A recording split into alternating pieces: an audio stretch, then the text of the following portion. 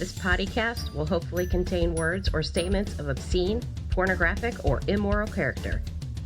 You have been warned. You have been warned. You have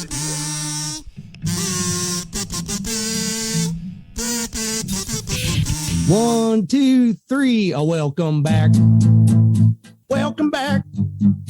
Welcome back to the Potty Mouth Records podcast. Welcome back. Yeah, welcome back. Welcome back to the Potty Mouth Records podcast. Rootin' tootin' spewers of poo. Okay.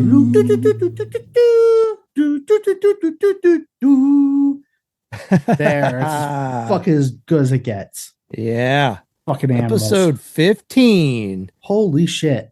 Yep. Well, yeah. Episode 15 is brought to you by Dammy's Feed and Grain. Watford, Maryland's #1 source for feed and grain products since 1937. It's awesome. Holy shit. We got our first sponsor. So I needed to plug them. That is awesome. Plug the shirts. Fuck yeah. Are we doing it? Shirts. Well, what do you mean are we doing it? You just fucking killed yourself for 3 days. Now you're gonna hold off? No, I'm not gonna hold off. Jesus Christ. I didn't realize we were jumping in that fast, but that's fine. Yeah. So well, anyway, the Potty Mouth Records store is officially online now. If you go to pottymouthrecords.rocks and there's a store link at the top, you can check out all the merchandise that we currently have available. We have some old designs rehashed. We have some reimagining of some old designs, and we have new designs. We have hard goods. We have soft goods. I'm all into soft goods. That's what she said. That's what she knows. So yeah, we have shirts. We have coffee mugs. We have a kick-ass pint glass. So yeah, if you want to support that got us, us kicked off of Etsy. Yeah, so that's fucking stupid. All that being said, check it out if you're so inclined to and pick something up. That'd be really cool. So there's a story behind the store, because I think on a previous episode, one of us made the comment that if you want some of these new designs we have coming out, like, don't sleep on them, because we were sort of like joking about cease and desist, but it actually turned out that was some foreshadowing on our part, because the initial plan was to build an Etsy store for Potty Mouth Records where we would sell things out of, just to make things available to a broader audience, since there's so many people on there looking for stuff. So because everybody loves Harvey Korman. Yeah. So Curtis got all the new designs together and sent them to me, and I was working on building out the Etsy store to upload all this product. And about halfway through uploading a lot of these new designs, they like immediately suspended our account. Woohoo! And they because we're fucking outlaws. we are Etsy outlaws. We got fucking banned from Etsy before even opening our store. So I was in the process of uploading things, and they were just basically like, no, dude, fuck you. There's no way we're going to let you sell this shit on here, because it's not like, that crazy. No, but it's like, I kind of was thinking about it after the fact, and there's just like so many multiple levels of like intellectual property violations. I don't understand what you're saying in these designs, but we don't fucking care. Like we said, we're outlaws. And so anyway, yeah, to get around this issue, and so our Etsy store was temporarily suspended. I thought they had permanently shut it down. They did just lift the restriction. So you're just hearing this for the first time. I just found out a little bit before going on air that our suspension was temporary while they reviewed the material, and they did end up pulling most of that stuff. So like there was like multiple violations, but I don't I don't want to talk about them right now because I don't want to spoil any of the shirts for someone who wants to go to the site, look at them, and be surprised. Oh, you're fucking killing me. Yeah, so okay, you'll have to wait. I'll be patient. And I'm actually technically waiting to hear back the official word from them about like the actual specifics of the items. But I think one of them is definitely actually, you're going to be surprised by the one that is not allowed to be on there. Am I? Yeah. So it's actually, and like I said, I haven't got the official word yet from somebody on their team, but I think it's the reissue shirt. I think the phrase might be trademarked, even though I'm claiming right now we had it first 25 years ago. Oh my God. We can send them fucking pictures. Yeah. So, fucking douchebags. So you're actually allowed to appeal a decision. And honestly, I would normally be like, I don't fucking care. Cause like we're selling the shirt on our own site now anyway. So I'm like, I don't give a fuck. But, I think I'm like, this might be one that I actually would appeal because we do have grounds to fight it, I believe. I bet. Yes. Show me anybody else that had that. Well, the problem is that copyright infringement versus trademark infringement are different how they work. Oh, so Lord bomb. Copyright infringement is a little bit harder to suss out to like how it falls into like parody, fair use versus trademark is like pretty black and white. Like this phrase is trademarked and you can't fucking use it. So anyway, it's kind of funny.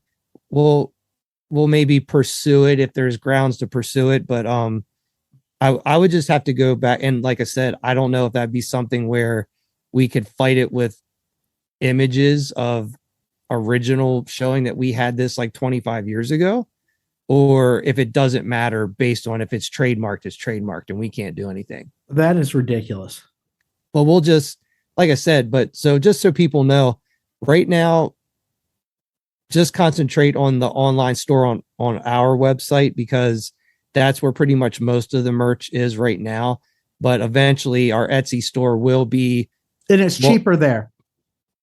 Yeah, it's the same price, but if you buy from our website, we actually, because of like how the profit margins and stuff work, we get a little bit more of the cut versus Etsy they take a cut that would normally be going to us. But I'm just looking at that as like advertising cost to be on Etsy just for more people to get eyes on everything. But the difference between the two stores, just so people understand, is that eventually it may be on the website, we will have the same products, but right now the e-commerce store that we're using is limited to we can only have 10 items. So the Etsy store is going to serve as more of a catch-all for everything that's like old CD, dead stock I have, like tapes, like whatever. So I don't know if you should call it dead stock. How about old stock? I don't know. Whatever you call CDs that are 20 years old. Oh, it's fucking awesome. That weren't sold the first time. But anyway, so the Etsy store will be more of that stuff.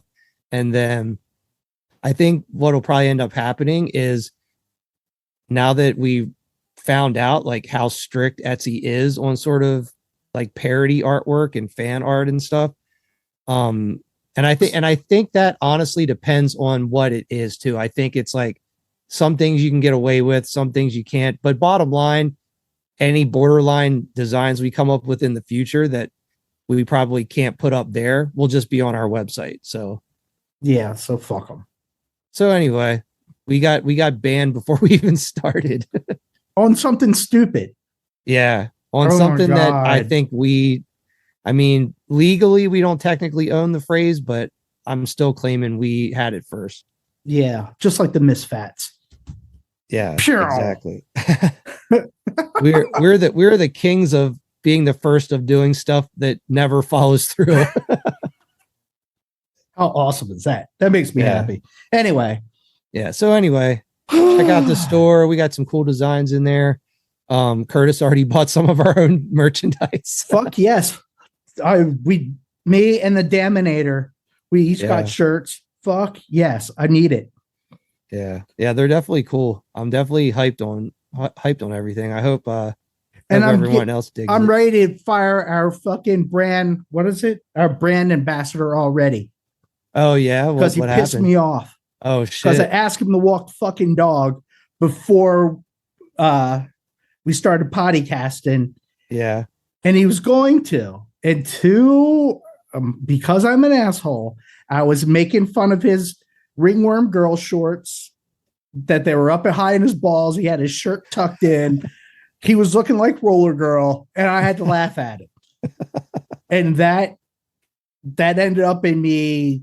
I didn't really yell, but I walked the fucking dog on my own and miffed with him. You can't dress like a clown and not expect to be fucking laughed at. Yeah, I mean, it's like, does he not know by now who his father is? Fuck, dude. It's that whole thing. You know what you're doing when you do it. There's no fucking gray area. All right. Well, I'll hold off. Well, you can tell him that I'm holding off on your orders until he makes a decision. Oh, fuck that. Order my shit. Okay. I'm not waiting on him. I want merch. I want what are they called? 3/4 length metal shirts. What? Oh yeah. We should do fake kick shirts next. Oh my God. Oh my God. That'd be fucking awesome. All in. Well, if we did the Pottycast Thundercats ripoff shirt, that definitely has to go straight to the site, because that shit's going to be immediate cease and desist. That'll be awesome. Ish. Yeah. It's so all right. weird. So anyway, enough plugging that. People get the point, but we're just really stoked on it. So yeah, check it out when you get a chance. And the Thundercat shirts aren't there yet. Yeah, they're not there yet. That's just we're just talking about that. We'll see. We'll see if anything else sells first, and then maybe we'll make more shit. I want a bowling shirt, bitch. That shit. I'll be rocking that. So we were told over last weekend that some old comrades of ours have begun listening to the podcast. And they're apparently, and we've said this all along, that there's going to be times when there's discrepancies in storytelling, because it's stuff that's happened a long time ago. There's different accounts from different people of how certain things unfolded. And we've already made corrections on certain things, but like I said, a fellow member of a Potty Mouth band named Dr. Fuck. Wait a minute. So how can you got the name already? What do you mean? Dr. Fuck. How do you get upset at that? How do I get it? What do you mean? Oh, get not upset? You. Oh no, he wasn't upset about his name. Oh no, I'm just saying what you called him, a dick, or the biggest dick in the band. No, biggest asshole in the band. Biggest asshole. Okay, well, he did have the name Dr. Fuck. I mean, so there's this whole, oh my Lord. well, anyway, he was, and like, love whatever. You. Yeah. Love you, Matt. I'm sure he understands that, like, and he wasn't even mad about that part. I don't think he was mad about anything. He just had like a story correction. And he, like, he was the biggest asshole in the band, but like in a good way. He was like the class clown of the band. And it's like, it was just always fun. Like, yeah, asshole in the best way possible. But Lord. that's not even the correction though. Is I had told it one of the previous episodes near the beginning, we did the episode about like fake band names within the band, like Evil Handjob, Super Saber, yeah. Dr. Fuck, like basically like the origins of fake band names. And I had mentioned about there was a guy that used to be in Hagerstown, and he had this book that he had written that had all these like fake band names in. And I had recalled this. The story was told to me that Matt Powell had basically sort of like asked for / took that book from this guy at a show and then kept it. And like, he was basically like, let me borrow this under the assumption he would give it back, but it just never got back to this guy. Well, apparently that's not what happened. Apparently the story goes that when Bomb Threat recorded at Ed Reed's building that we talked about in a previous episode in Pennsylvania, apparently this guy had left that book at Ed Reed's recording studio, and Matt acquired it there by like asking if we could borrow it, but still never got back to this guy. So I had always remembered it as like basically he had sort of like taken it in sort of like a dickish way, but actually it wasn't that at all. Apparently it was just at the place where we recorded, and we just Matt just kind of like was like, hey, can we borrow this? And that's how it came into the possession of the band. So I just wanted to clarify that, because when we do get story corrections, I do want to try to keep history as accurate as we can. So whoever is writing this down, get your eraser out, scribble out that other, or I guess you don't have to scribble, you would erase it and update the notes. Yeah, but no, it's good. I mean, like, obviously we were like joking about that and stuff like that, just about like whatever, but it's good though. It's good that when people listen and do have corrections, because like I said, I do my best to remember things as much as I can, but it's not always going to be accurate the first time around. I drank a lot. I don't remember shit. So anyway, there's that. What band names? We were sent member names. What's that? We were sent member names, like different member names. I don't know what you mean. Like different band names that we had that we skipped. Oh my gosh. I don't remember what we had though. Oh my God. I'm trying to look. Talk amongst yourselves. Well, here's a topic. Heroin. Go. Well, you know what? Well, while you're doing that, while we're talking about corrections, I didn't go back and listen to the last, I don't know if it was the last episode or the one before, but we were talking about kicks a lot. And like I said, I don't know if I need to correct on this or not, because I don't remember exactly what I said, but I feel like I may have said that my favorite Kicks record was Blow My Fuse. And I think I was just thinking about that because I had listened to it recently, but actually my favorite Kicks record is Midnight Dynamite. People were worried fucking about that. I had people texting me left and right. Well, no, I don't think. What do you mean? No, I don't think anybody's worried about it, but I just want it to be known. Like hey, I'm putting information out about myself. I want it to be as accurate as possible. Oh my fuck. I can't find it. Midnight Dynamite.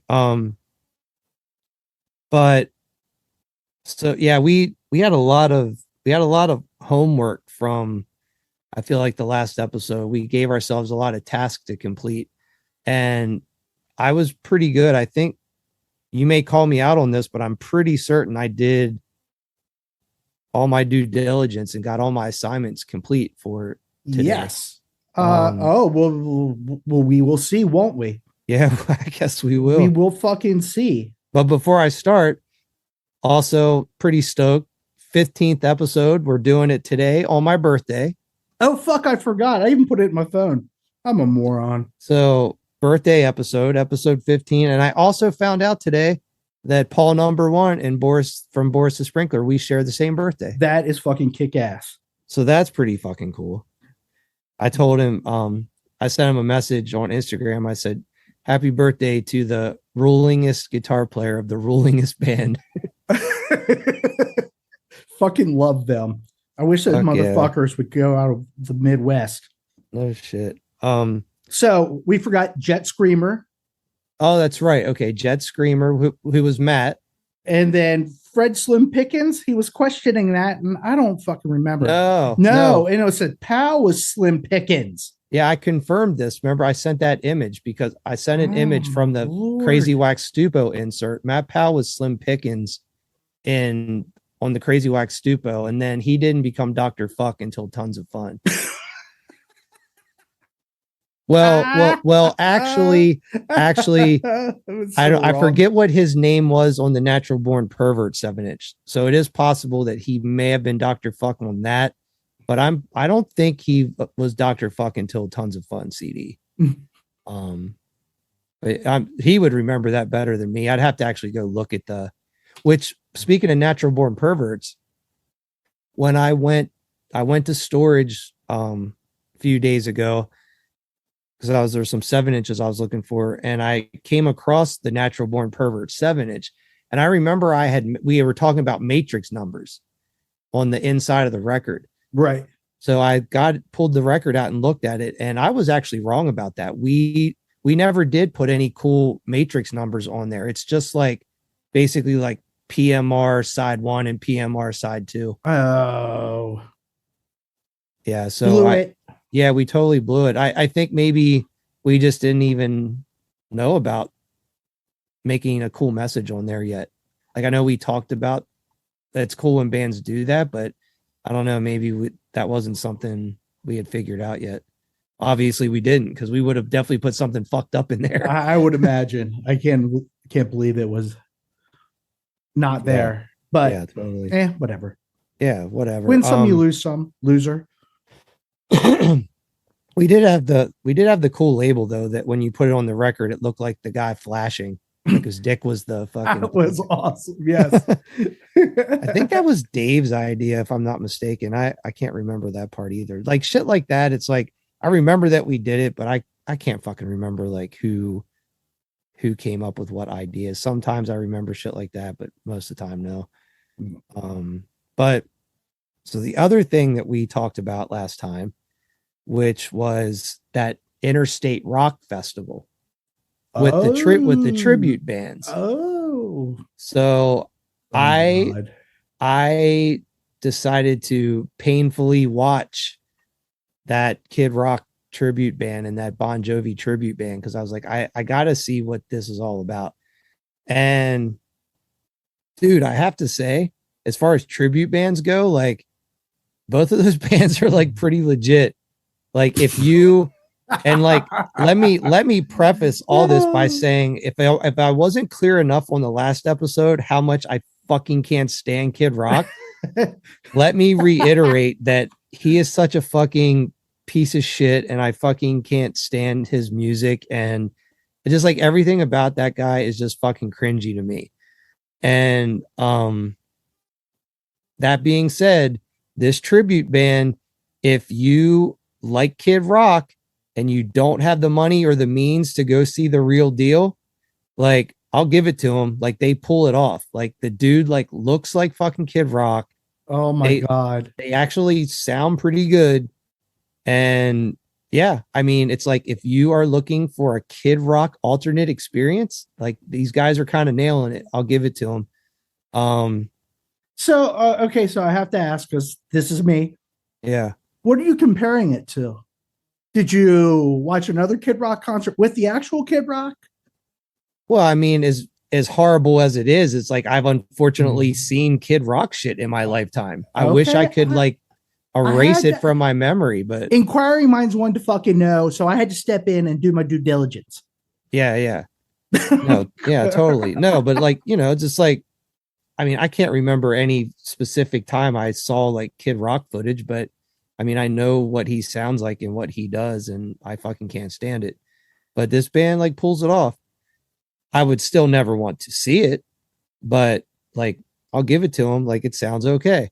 The Bon Jovi tribute surprisingly was the same way. Like musically, it sounded pretty good. The guy who sings, who I guess is, well, not I guess, he is the Bon Jovi character. He pretty reliably sounds like him. It's not perfect, but it's close enough. And the dude actually kind of fucking looks like him. It's kind of crazy. So again, like, and I mean, I like Bon Jovi. I'm not like a super fan, but like, I'm not going to deny that I like some Bon Jovi from time to time, but yeah, I mean, they kind of They kind of pull it off. So whatever, I was sort of like hating on both those bands, and I guess there's a part of me that still is, but I gotta also kind of give them some credit for, as far as tribute bands go, they kind of nailed it. Are you trying to find amazing. them? Are you looking? No. I'm pulling up information for my my guilty pleasures.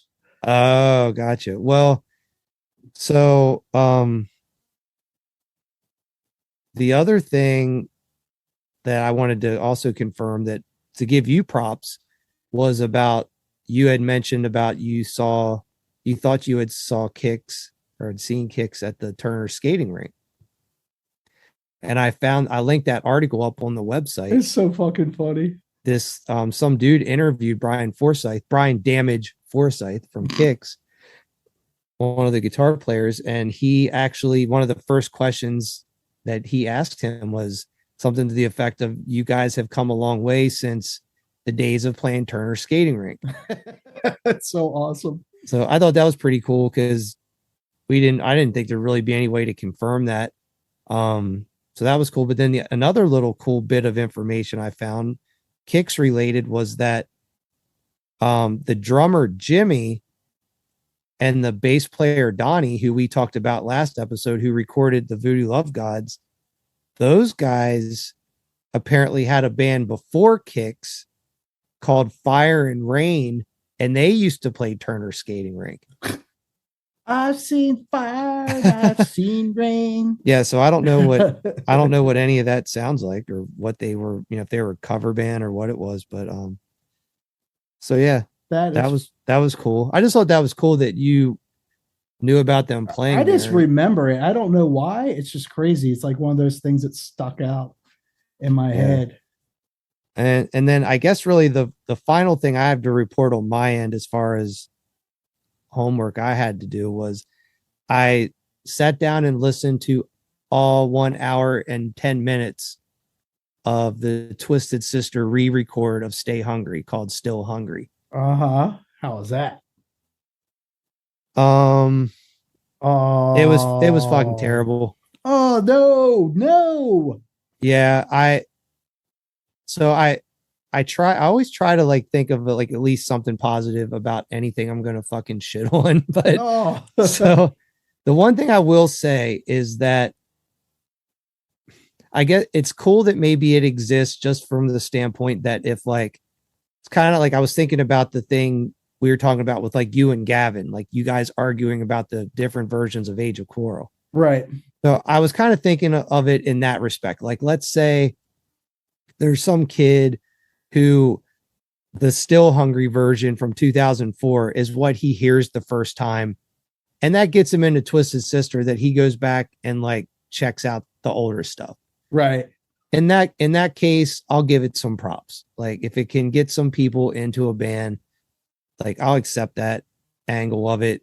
But they were like really talking it up like it was like the bee's knees, and they were just so unhappy with the first, like the original version. Right. They hated the production. Apparently there was like a bunch of arguing and beef that went on with the producer at the time, and they were like fighting back and forth about the sound. But this new recording, to me, it just sounds like a demo that you would record. And not that the recording is bad, but it literally sounds like a demo that they made to give to a record label to get signed to create the original Stay Hungry. Oh, Jesus. I mean, yay. That you're not selling that shit at all. Yeah. So I found it to be highly disappointing and would not listen to again.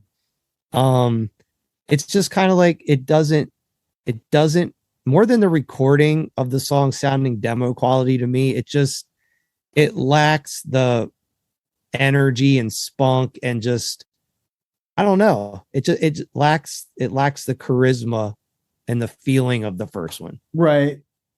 It's just like, here's how we play these songs in 2004, and we're just kind of going through the motions. Like tempos are a little off, and Shoot. Anyway, we just but want it's pretty. Money.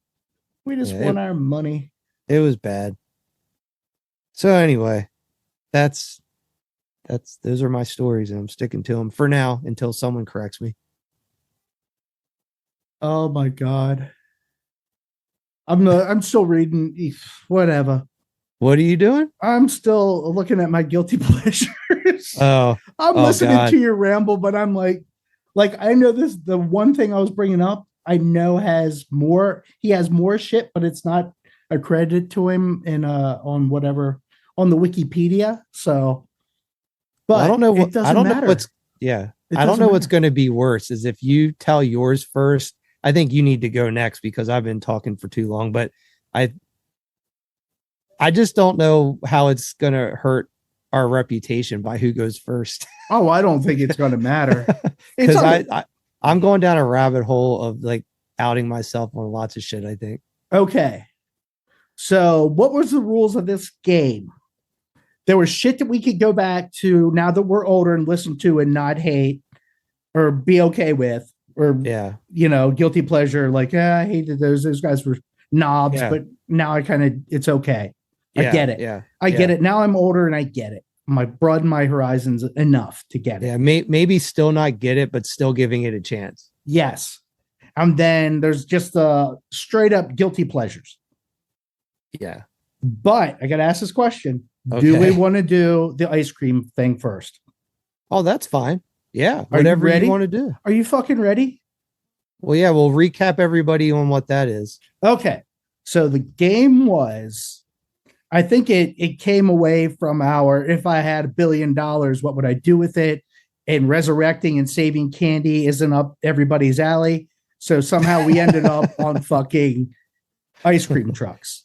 And That's if we right. had a themed ice cream truck, what would it be? I ended up with the Metals and you have the Punkaraka. That's correct. So, Great synopsis. okay. So I'm going to go ahead and knock mine out. They're not perfect and they're not like, I think it was a little bit harder than I wanted it to be. And I don't know why. I know you said yours was easy, but some of them came really good, like really quickly. And then we struggled. And I have like a small list. I don't have 3. If I have to pick 3 wieners, I can do that. Well, no, I have one main thing that falls into like our exact rule category that we established for the game. But then I have a few others that were more of like the thing we talked about later off air of just being like a band themed one. Right. Versus like a catch-all, which I only have one main catch-all. And it's funny because it's kind of like I was saying, mine is like, once you hear it, you're like, it's so obvious, but it didn't just come to me like right away. Like I definitely had to think about this for a while before it hit. So, okay. Yeah. So our runner up for the truck name was the Scooper. The Scooper. Yeah. Okay. We're doing a little tribute to Iron Maiden. Okay. Gotcha. I like that. But and I don't know if they're metal enough, but we ended up at Lick It Up because we thought that'd be fucking hilarious. That's a good one. Yeah. Yeah. Okay.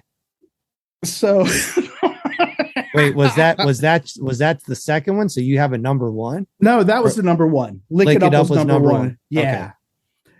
So with the names, like I said, I wasn't as excited. Like I'm not hesitant, but I think I should have went in a different direction and not try to jam the flavor in, but pick the song and then made a flavor.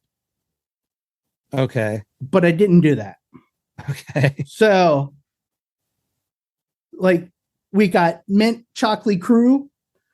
Okay. A little Motley Crue, Blackberry Sabbath, Angel Death by Chocolate, Peach Sells Who's Buying. Oh my God, that's the best one. Raining in Orange Blood, Reese's Piece of Your Action. Oh, wait. Come Quiet and Feel the Noise. Was it's awesome. Peach Sells Who's Buying is my favorite. We got Vanilla Halen. Wow, that's good. Guns N' Rocky Road. And Hell Bent for Peter Pecan. Hell Bent for Butter Pecan. What else did I got? Reese's Piece of Your Action. I want to rock. I want to rock E Road. Oh that my God. Yeah, you're killing it with the flavors. You went way deeper with the flavors than I did. And rum raisin hell. So those were all of ours. Did I do back in blackberry? Nice. Black and back raspberry. Sorry. I get all excited and overread stuff. For whom the peanut butter tolls. Oh my God.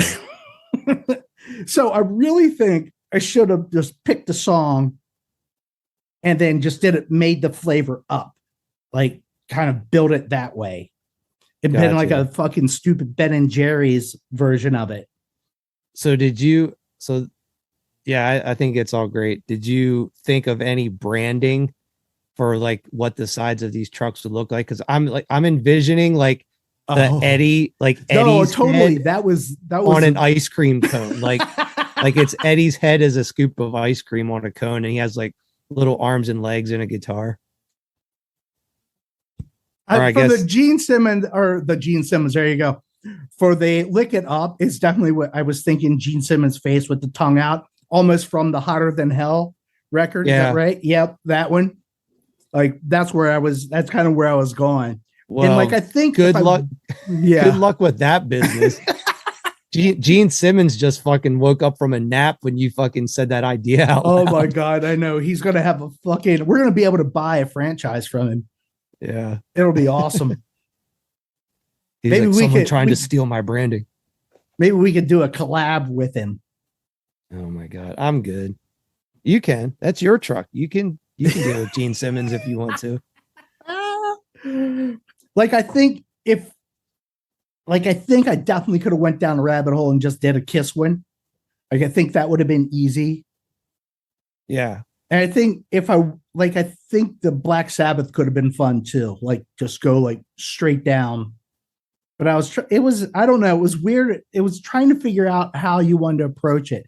And like I said, I think it would have been more interesting to make up the flavors, like pick a stupid song title and then come up with the flavor. Like I almost feel like I need to go back and do that. But that's what I got. Gotcha. So that's everything then. You did that. Yeah, I didn't hold back. Yeah, I blew my load. Yeah, that was a lot. Like I said, you came up with way more flavors than what I did. I had help. Yeah, and I had help too, believe me. I was actually kind of struggling with this. I thought this was going to actually be pretty easy, and it actually proved to not be as easy as I thought it was going to be. I totally agree. I was like, oh, this is going to be fun. I'll have this knocked out in like 5 minutes. I was like, oh, actually, this is fucking pretty hard to make something sound cool. Ooh, Agent Orange Sherbet. Did you get that one? That would have been cool. Oh, yeah, you missed out on that. Peach Cells killed it though. That's really good. That's going to be a fucking Ben and Jerry's. We need to copyright that shit now. Yeah. Well, that would be a trademark. Oh, we would need to trademark that shit now. Yeah. All right. Well, so I had the punk rock version, and Trisha helped me a little bit with some of the stuff with flavors and stuff, but the one that I came up with is Oi Scream. That's awesome. So the side of the truck would just be like illustration of like a skinhead like screaming into an ice cream cone. That's awesome. Fuck. Yeah, so that was that. And then our flavors, I only have 3 flavors, but they're Boots and Braces bars. Love it. Skinhead swirl. See, this is what I should have did. And chocolate Chelsea chip. So you stayed very thematic. I did. Yeah. It just like once we kind of came up with the name, and then it was like, oh, well, this now it gets like a lot easier to like make flavors. But then in addition to that, I did have a few other just like little random ones. So because we've been talking about the Misfats so much lately, I was like, if we did a Misfats themed ice cream truck, bring it. Yeah, which would just be like the Crimson Ghost head, but like fat, like on our like the cover of the Crimson record. Toast. Yeah, the Crimson Toast, exactly. But the flavors I had for that truck would be Death Comes Ripple Fudge, Teenagers from Mars Bars, and then just die my darling bars. Oh my god. And then just for a random flavor for any type of punk or rock truck, we had Iggy Popsicles. Yeah. Oh, that sucks. I would have. Yeah. But then I think one of the coolest, like you were saying, like doing Kiss as a theme for the whole thing. I didn't like delve into flavors for this, but this came to me and I was like, oh my God, this is fucking perfect. But a Guar themed ice cream truck that the truck is called Cool Place to Park. Yes. That'd be fucking awesome. Because they have that song called that. And I was like, dude, that's like, that would be like the perfect fucking name for that truck. Cool Place to Park. And just like it'd be like all Guar themed ice cream treats. I don't know if I'd want to eat any of it.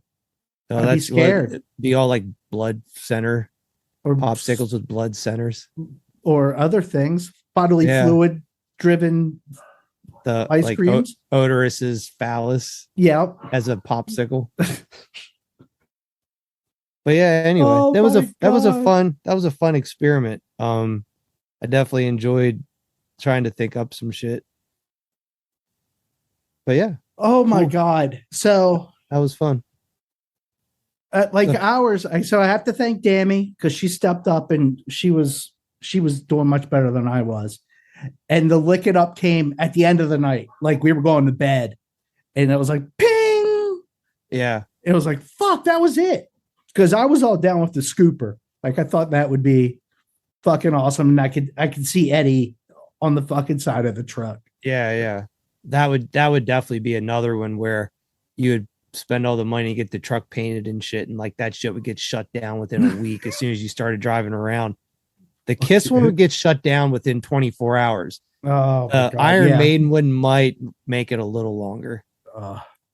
See, that's the cool thing about mine is it's like generic, so there's like nothing really could be done about it. Well, fuck you. Hey, I was thinking about all the ramifications. I was thinking about the like business plan as I was coming up with this. You're killing me. Yeah, I wasn't that deep into it. Yeah. But yeah, that was cool. Well, if anybody has any of their own they want to share, throw it up on the website. It'd be fun to see if anybody could come up with. I'm sure there's probably plenty of people that can come up with better ones than we did. Yeah. But it's harder than you think. I will say that. Yeah. I almost think we should do the faux Ben and Jerry flavors. Like take a song name and then fucking develop the flavor for it. Yeah. Could see that. Like, yeah, we'll have to that'll be down the road when we're bored. Yeah, I mean, I'll probably always like have this in the back of my mind as something to think about doing. So yeah, if I ever have any new ones, I'll write them down and share them.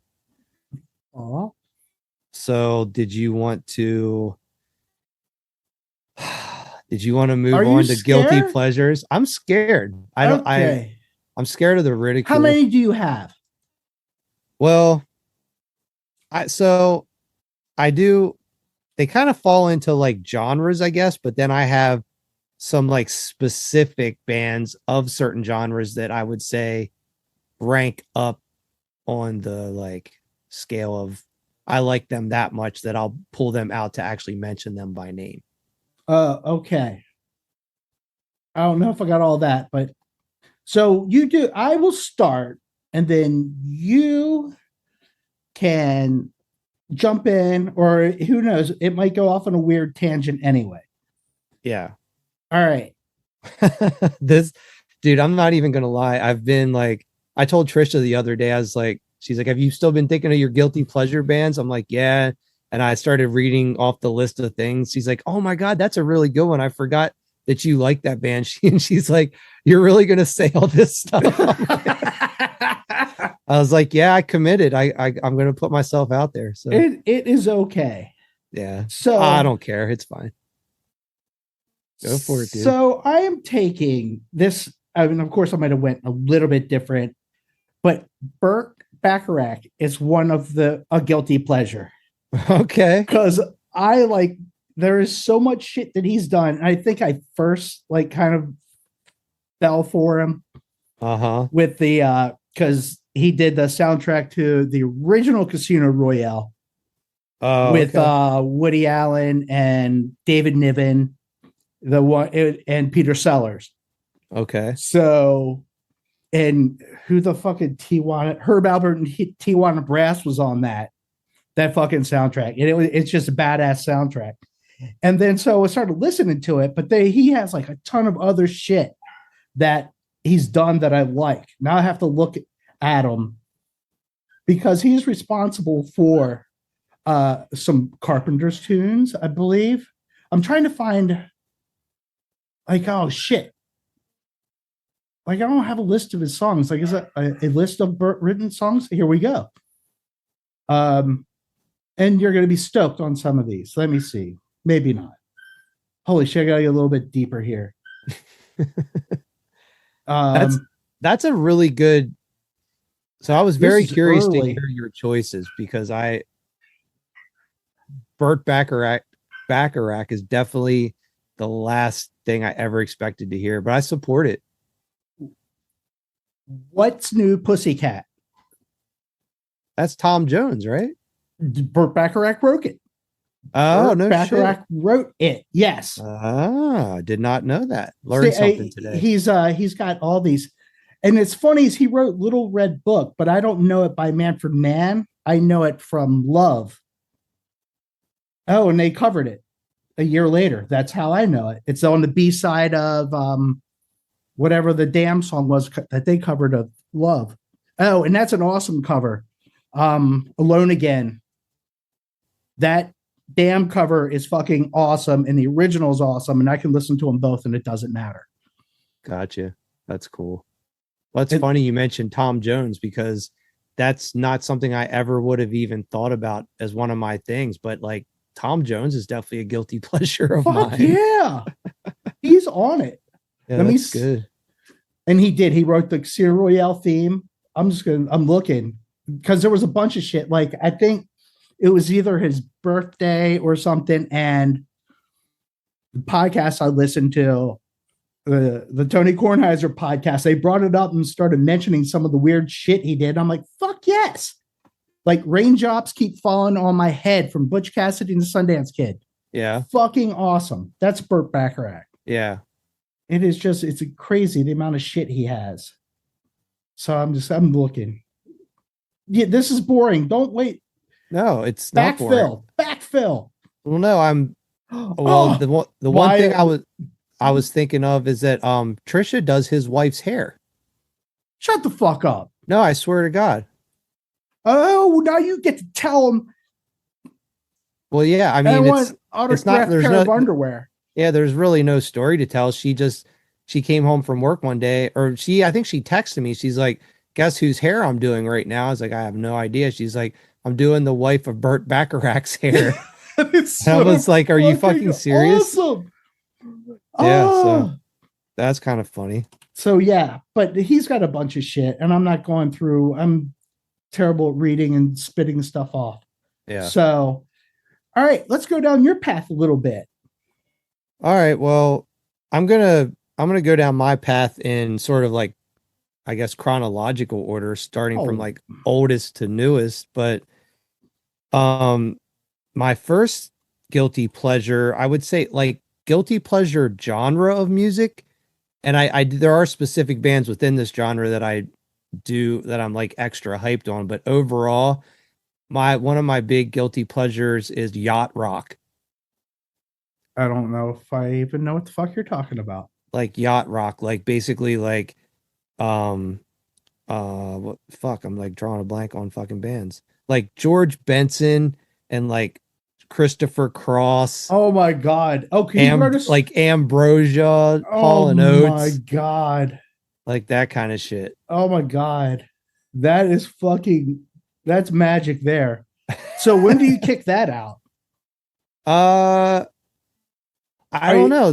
Like sometimes, like if we're on like a long car ride, maybe we put the Yacht Rock station on. Hey, and when you hear Christopher Cross doing the Arthur theme, Burt Bacharach. Oh, nice. Gotcha. But yeah, I love, like, honestly, I loved Christopher Cross as a kid. And I still like Christopher Cross. And I don't honestly think You that are any killing me. The fucking 70s station on XM, they fucking love them some fucking Christopher Cross. And there's a point where I'm like, dude, there's more than fucking 6 artists. And when I think of the 70s, I don't think of fucking Christopher Cross. Like, Yeah, it is no. like, what the fuck? Yeah, they definitely must have an inclination to the like yacht rock side. Yeah, they must. things. Because, yeah, you just brought out some crap. But yeah, like I'm a big fan of that shit. Like, I don't know. It's like some of it's like really corny, but I don't know. It's just, there's something, I don't know if it's like it's not even like a nostalgia thing, I don't think, because I mean, obviously there's people in my family that listen to some of that shit, but it wasn't like I was being obsessively like conditioned to listen to that shit all the time. But I don't know. I find that shit very pleasing and relaxing, and I like to listen to it from time to time. Holy shit. Okay, found another one. Always Something There to Remind Me by Burt Bacharach. Wow. Yes, the Naked Eyes cover, but it was actually written in 1964. It's fucking crazy. Did not know that one. And he also was responsible for That's What Friends Are For, sadly. Gotcha. Oh my Lord. Dude, it's crazy. Like I think, well, I shouldn't say most people probably don't know this, because probably a lot of people do know this, but what I found to be very fascinating is how many, like exactly what you're talking about right now, like how many songs that are really popular songs that are made popular by certain artists were like not written by them. It's like almost across the boards. It's like, it's actually more rare that an artist from back then wrote it. Oh, than absolutely. didn't write it. Because they had like all the people in the Brill building and shit like that, where they were just fucking writing songs. Like Carole King wrote a bunch of shit. I think Neil Diamond's from the Brill building. There's a bunch of fucking like famous people that went on, but they wrote like songs for years and then started doing solo shit. Yeah, totally. Well, I mean, cool little tie-in side story for all this is my really good friend Logan. I used to play in a band with him years ago and stuff, and whatever. We still go to shows together from time to time, but his dad just passed away recently, but his dad was Jimmy Rogers. Who he like was a really famous 50s and 60s singer, and his like main hit song was a song called Honeycomb. And but he, in addition to writing Honeycomb, his dad also wrote a bunch of songs that Elvis ended up doing and making famous.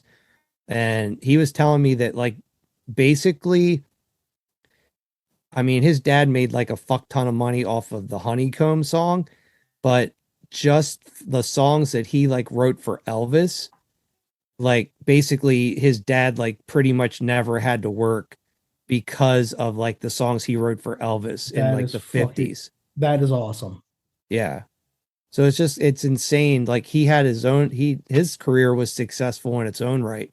But I think, I mean, I don't know the specifics obviously of like, you know, like financial records his dad was making and stuff, but it sounds like to me that he ended up making more money off the songs he wrote for Elvis than he did off of his own shit. Oh, I bet. I totally believe that. Yeah.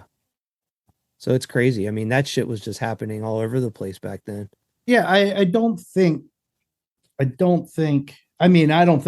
things have changed so much now. I think it's still not as much, because I think the introduction of like the home studios and stuff's allowed people to produce a lot more music, and people who probably would have never gotten play have gotten play due to the fact that they get like an online presence, that they've done all the shit themselves, not like having somebody discover you in the fucking bar and taking you and having 50 songs ready for you to go.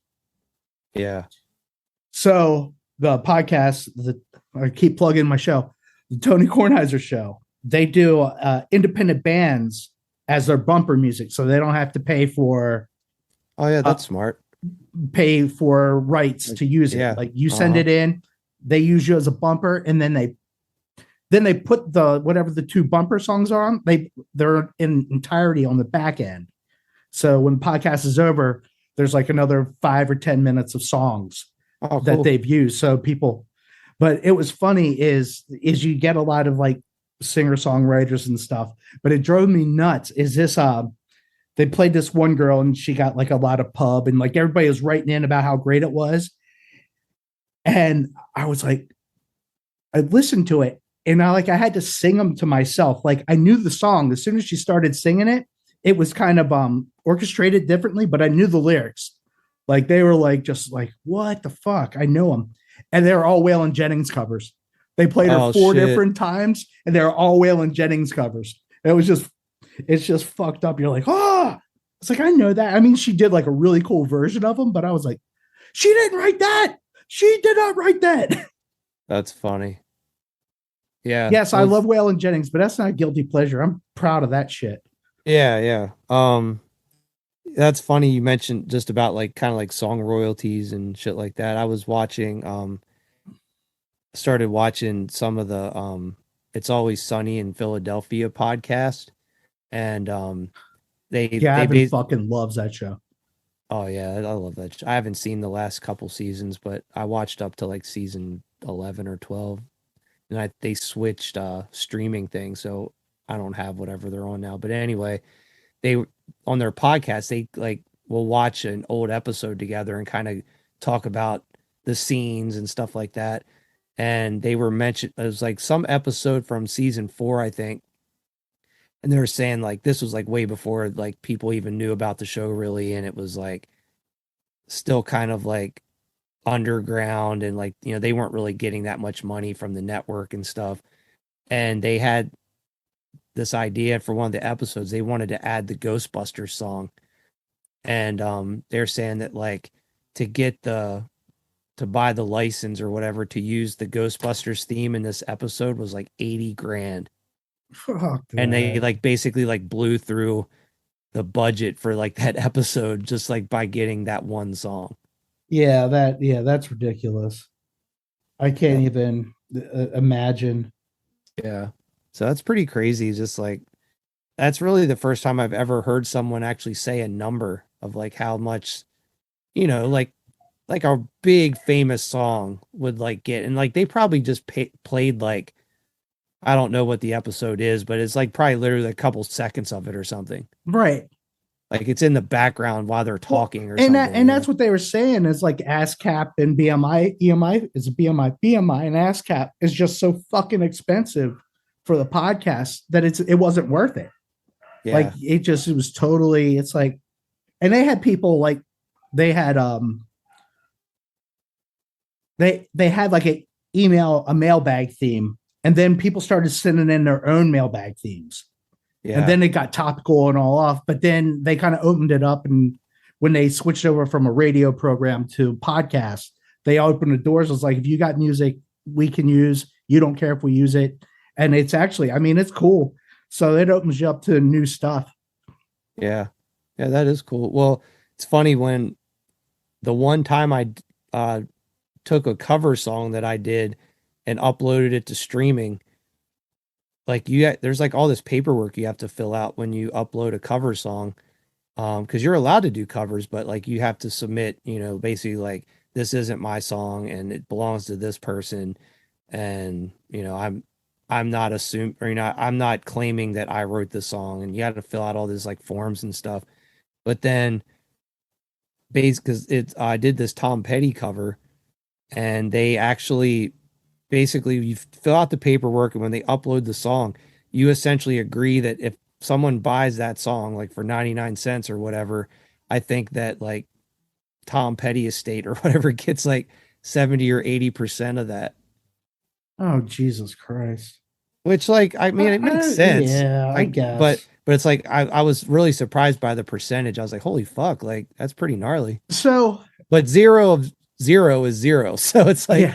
so you didn't make anything off of me doing the cover, but Well, yeah. so I saw something, and I don't know how much I want to believe on Instagram, but they were having like payouts for songs. I don't know if we were talking about this, or maybe I was talking to Dammy about it, but like to make like $1,000, like you had to do almost 1 million downloads, because it's like 0.02 of a percent. So it's like 2% of a penny for each download. Like it was ridiculous. Oh yeah. Streaming is the only thing streaming is for, and for people at our level, is just for like exposure.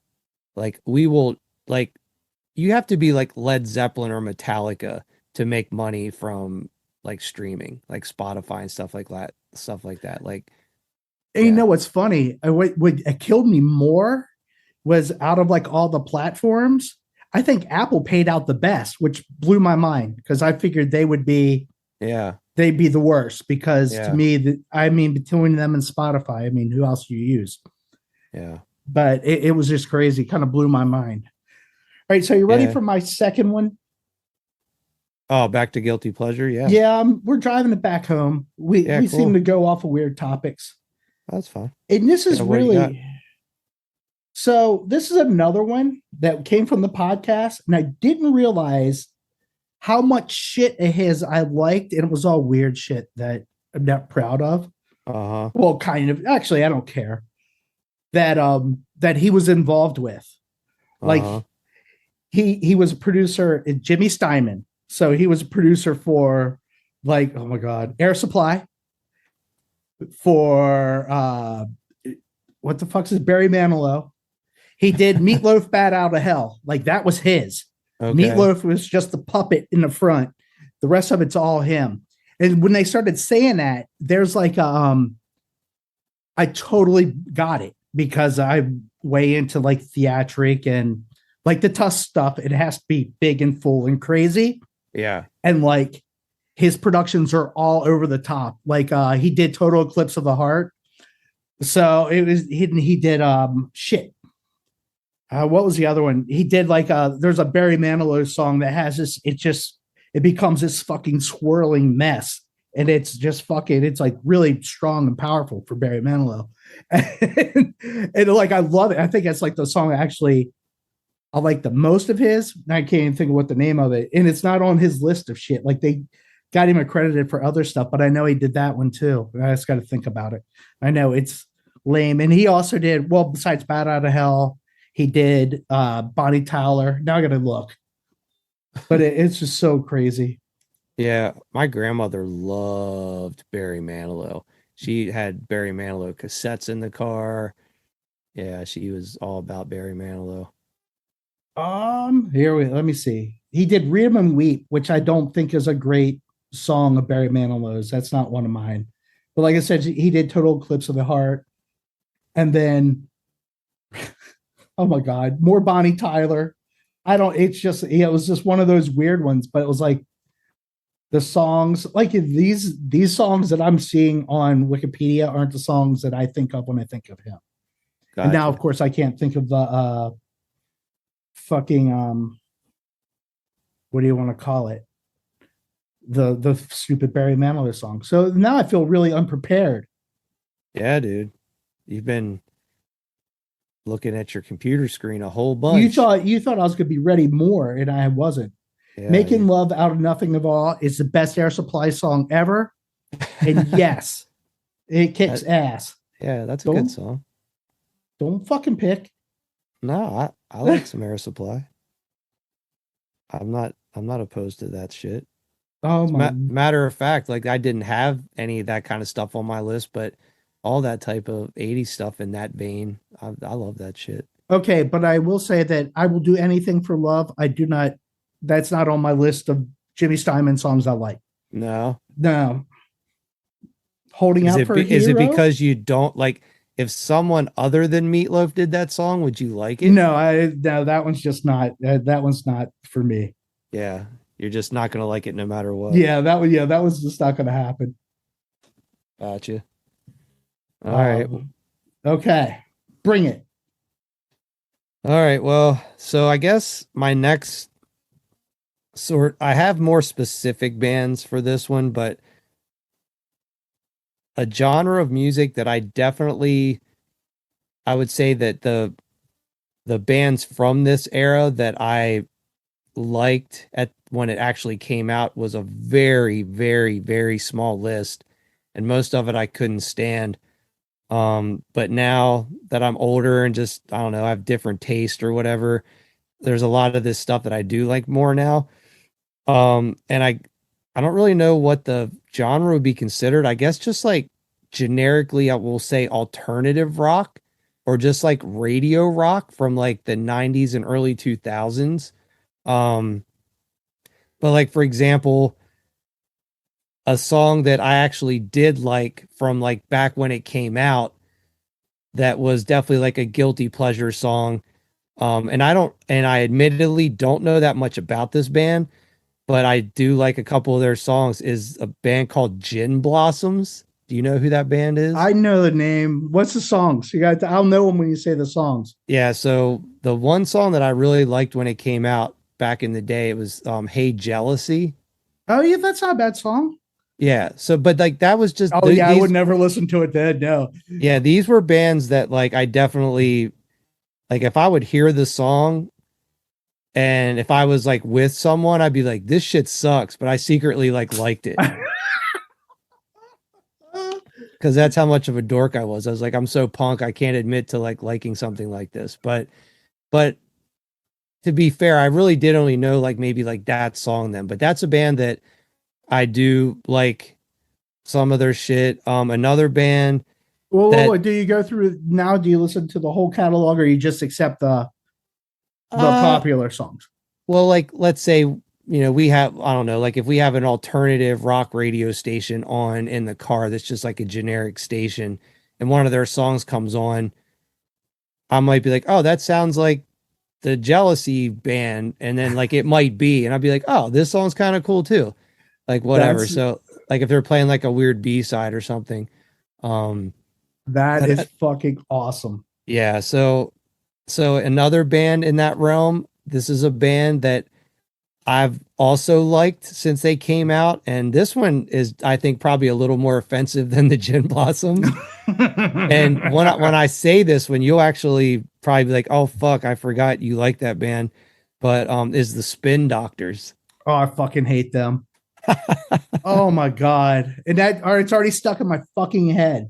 Yeah, they're in Dammy's playlist, and I just kind of try to shut down my ears. Actually, the other one was the Counting Crows is the one I can't. That one's worse. Yeah, now see, Counting Crows is a band that would fall into this category, but I still don't like them. I just can't get past that guy's singing. But yeah, so Spin Doctors is a band that I actually did like back in the day, but I actually admitted to liking back in the day. Like you are that, yeah. You're sad. I don't know what it was about that band. I found them catchy, and they are, and they've got like the hooks and shit in it that you hate, and because it's already stuck in my fucking head. Yeah, I mean, you're right. I don't mind them, like, because I put them in the same category as what's the fuck did I just say? Counting Crows. Like that's all about the same time period. So my question to you is this. Okay. Well, you've already admitted that you liked them earlier, but it's some of that now put on you, or you are able to listen to it now because it's what do you want to say? A common ground between you and the person you're with. Now, it doesn't even have to be your wife. It can be someone. Like is it something that, like it works that you can listen to it and you both listen to it and be content, and so you're used to hearing it over and over, kind of like how the radio pounds shit in your head. I'm throwing that, just asking for a friend. No, that's actually a great question, and honestly, that's not something that I really intended to dive too deep into, but since you brought it up, I will, because I don't mind talking about it. But definitely, like getting married and like being with someone who, like, I don't want to say like all girls are like this, but like, Trisha likes everything. She's just like a girl who listens to all music. Like, there's some stuff she doesn't like, but she can typically find something she likes in any genre. Right. Like I said on a previous episode, she likes some like black metal shit. So like It's she so she bizarre. never would have been exposed to like black metal if it wasn't for me. And like You're a certain better person than I, Trish. but in the opposite regard, there's just lots of stuff that she would be listening to throughout our relationship where like I said, my taste have changed as I've gotten older, and she'd be, I don't know, like on a 90s kick for a week or two. And she'd be like listening to all this stuff that was actually shit that I'd never even heard before because it was just stuff that wasn't on the radio. And I'd be like, whoa, what is this? And she'd be like, oh, this is whoever. And be like, this is actually like really cool. And I'd be like, where, like, when are these guys, when were they a band? And she's like, oh, these are from like the 90s or whatever. And I'll be like, this is actually like pretty cool. Would I have liked it 20 years ago? Like, probably not. But my tastes have changed. I was like, this is pretty cool. So I don't know. I think getting exposed to music through her that I normally wouldn't have ever listened to otherwise broadened my, like, I like this, because I'll be like, this song's really cool. And she's like, well, if you like this, you would like this band. And she would say whatever band that was. I'd be like, oh, I can't stand that band. She's like, well, yeah, but when's the last time you actually listened to them other than their other than the radio song? And I'd be like, well, the radio song's like the only song I knew by this band. She's like, well, you should listen to everything because maybe you'd actually like it because that radio song's a lot different than their other music. And that's happened a bunch of times where she's turned me on to shit I used to hate on that now I'm like, I'm not going to probably put this on my own, but if it comes on, I'm like, this is kind of cool. Okay, so this might be another great fucking game. Yeah. And I have one example, and Phil, if you're listening, you will totally back me up on this shit. One that sticks out fucking right away. Tad, 8-Way Santa. The Plague Year song near the end sounds nothing like the rest of the fucking album. The rest of the album sounds like Tad. In Plague Years, it has like a little bit of it, but nothing. And like that was their MTV 120 minutes song, was fucking the Plague Years. Gotcha. But the rest of fucking Tad was like all heavy and crazy. But it was like this one song at the end of the fucking record. So that would be a good game. Yeah, because you just kind of brought that up. Is like there's a song on the radio, but that doesn't really represent that band. Yeah. Well, it's kind of like what we were talking about a few episodes back when we had that like dedicated to Happy Flowers section in that one episode. They have that one acoustic song that if you heard that, you'd be like, oh, this band's kind of cool. And then if you bought that record, you'd fucking be really pissed off. So awesome. You'd be like, what, where you'd like, and that song's last on the record. So you'd be like, like, where's this song I like? Like, what is this shit? No, that's perfect. I mean, that's kind of exactly, I mean, because I guess you do it either two ways. You either put it as the first thing. Yeah. So that you hook them in and then you can listen to the rest of it. Or it's the last song and you fucking drag your feet because you had to go through the CD, even if you could skip. Sometimes you listen to everything. Yeah, that's a good one because I definitely think there's, well, I don't want to jump the gun too much because I've done this in the past where I'm like, oh, that's easy. And then I have trouble thinking of shit. But I definitely think there's lots of examples of this exact thing. And I don't think you can use power ballads. I don't think that counts. Well, maybe it does. Maybe it does because I think that's a sucker move because like a lot of bands, even Kicks got popular with the Don't Close Your Eyes. Yeah. I mean, I don't like that wasn't their jam. I love that song though. It's no poison. It's no poison. It's no poison. Or atomic bombs. No, it's not. I mean, so it's different. Fucking get over it. Get over it. Home Sweet Home. Yeah. I mean, I do power ballads count? Yeah, but that was like the predecessor. That fucking thing spent months #1 on MTV. Back when people watched MTV. I'm going to say if we're setting ground rules for this being a new game that power ballads don't count. Okay. Cuz I want to find the like diamonds in the rough like the Tad and the Happy Flowers and stuff like that. Okay. Fine. So Yeah. Fine. If that's the way you want to fucking play the game, then that's what we'll do. Well, More. I want to go back to my 90s guilty pleasures. Okay, keep going. Well, there's one other band that I had written down as like being like sort of specific on this list of standouts from like 90s alternative kind of stuff, and I don't even necessarily say it's like a guilty pleasure because I'm not like even really embarrassed to admit about this band.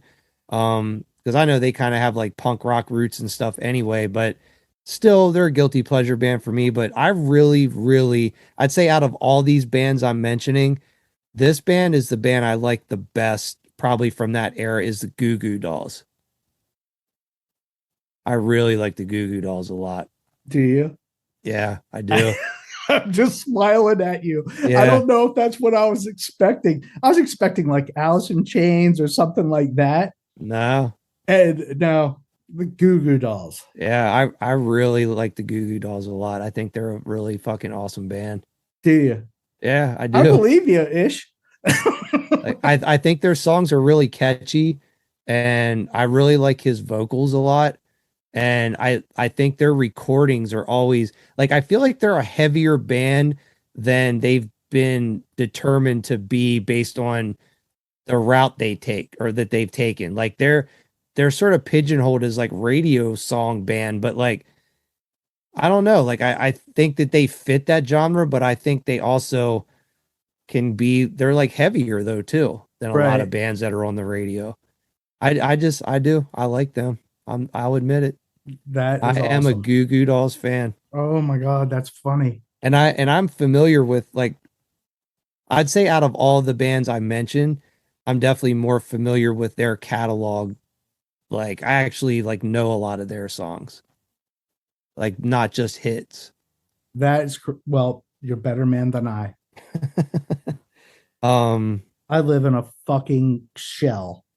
Yeah. Well, we haven't even gotten to like the offensive part of my guilty pleasures yet though. Like the really embarrassing part. And I will say that the final band I'm going to mention as a guilty pleasure, I'm not even embarrassed to admit this either. And you probably won't be super shocked by this one based on just how Bomb Threat embraced this band as like a way to like poke fun at things in the early days of the band. And I can say for certain that there's another member of Bomb Threat who will agree with me on this because I think, I don't know if he still does, but liked them just as much back in the day. But New Kids on the Block. New Kids on the Block. You nailed it. Oh my God. Because you had like either a fucking shirt or a backpack or something. I fucking remember you having it. Oh my God. I'm so glad you embarrassed. Because I often, this is no shit. I wonder, I'm like, was he ever fucking with me about that? Like, did he really like New Kids on the Block? The answer is yes. You fucking moron. Yeah, I mean, okay. So I will say this.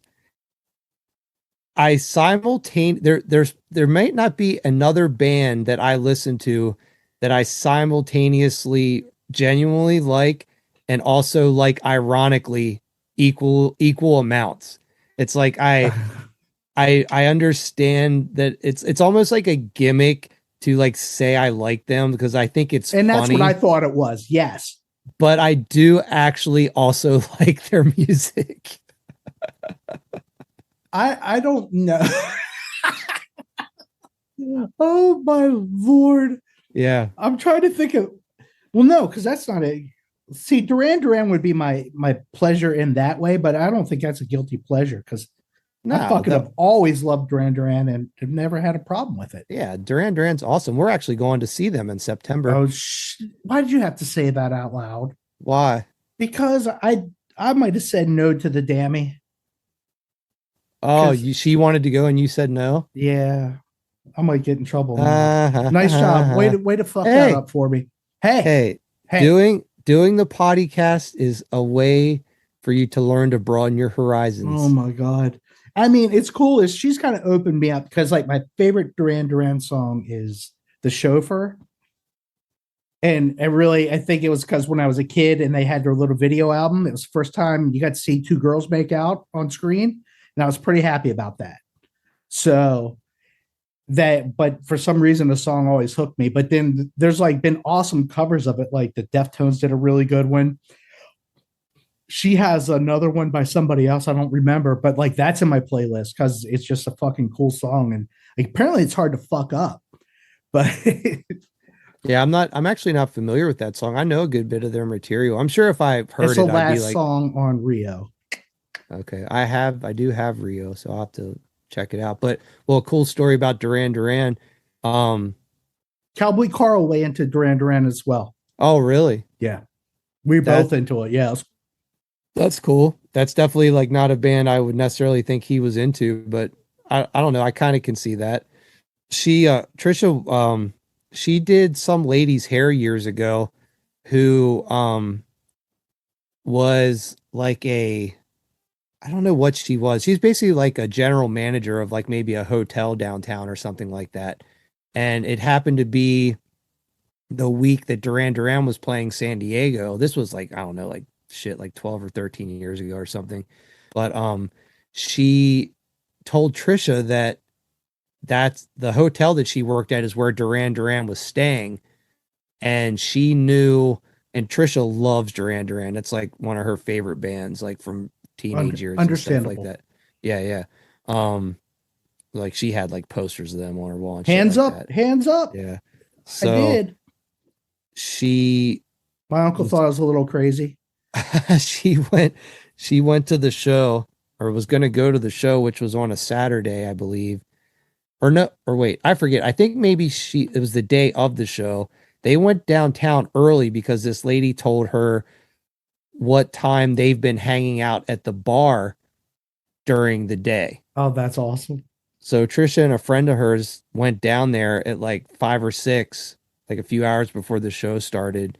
And she actually met Simon Le Bon and Nick Rhodes at the bar, and like got to hang out with them for a few minutes and like got her picture taken with them. That's really fucking cool. So yeah. I don't know why, but there's always been the stigmatism of is that right word? Of the keyboard player. And I don't think I realized how much of an integral part of Duran Duran Nick Rhodes was. Yeah. But then I watched like the Rio behind the album thing. And he was like way into the production end of it. Yeah, like, yeah. It was so, I was like, what? I was like, I just thought he was there to play the keyboards. Like, I don't know why. Yeah. I put it as a throwaway position, which is not very nice of me, but it's like, oh, dude, it's like all those bands in that area of music, like who had like a essential keyboard player. I think that's like a common theme in those bands. Like a lot of those melodies and hooks and stuff are probably usually always the keyboard guy, like writing that shit. Like Greg Hawkes from the Cars and like people like that. I mean, you like take those dudes out and it's like a totally different band. Yeah. Oh yeah. I mean, you're absolutely right. Yeah. So that would actually be another cool topic for an episode we could do one day, is like underrated members of bands. Well, like, yeah, like underrated members of bands, but then also just like keyboard players who people don't realize how they're the people that kind of make that band. Yeah. I think Squeeze is that way too. Yeah. Yeah. I could see that. I think that might be right. Yeah. I think those are both, like, I'm writing this down so we don't forget that, but like underrated band members in general, but then also like keyboardists too. Like they if you take them away, it's like it's not as good of a band. Okay, so sidetrack. I like Chicago. I don't know if that's a guilty pleasure or not. Okay, I don't like the Peter Cetera era. I like Peter Cetera. Well, I don't know. Peter Cetera has been in the band, but the like not main guy, but the main singer up until I think like Peter Cetera sang, but he wasn't the focus or the focal point. Right. But like the main guy who did like 25 to 6 to 4 and all that crazy shit, he passed away, and then Peter Cetera kind of took over, and that's when I kind of it's not as good.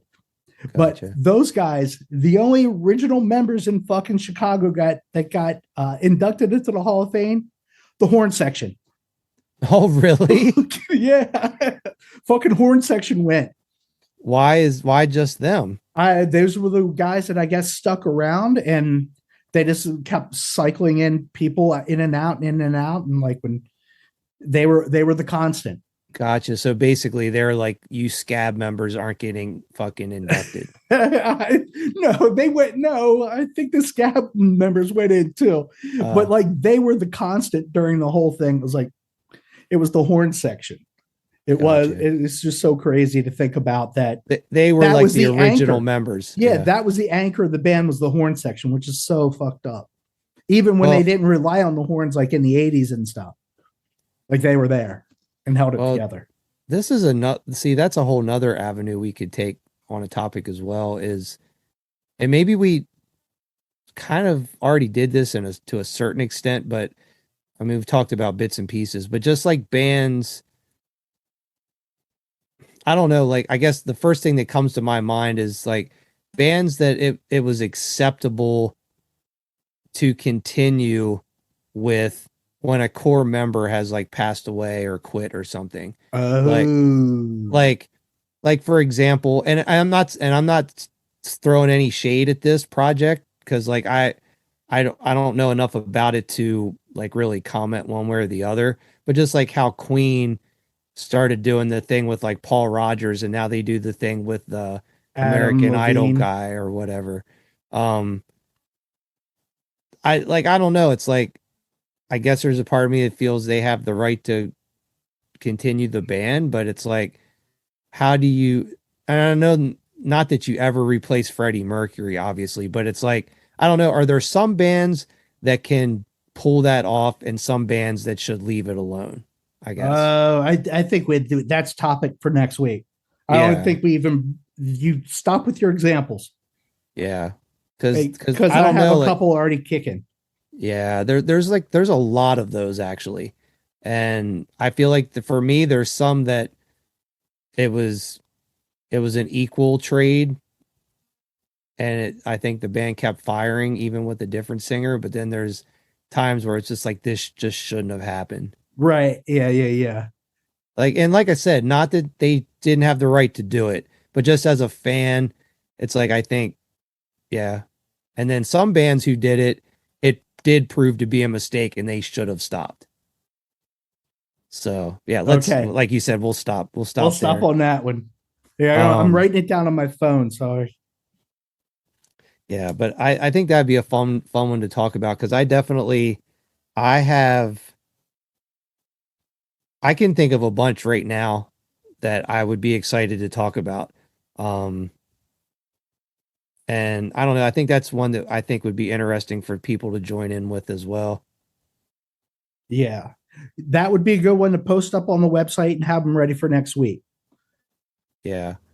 Yeah, definitely. Okay, so you guys, we record not super early, and depending on his schedule, Evil Hand Job schedule, like sometimes are a little bit earlier than later. So post them up as soon as you think of them instead of waiting until after we're done and moved on to the next. I got a short attention span. Yeah.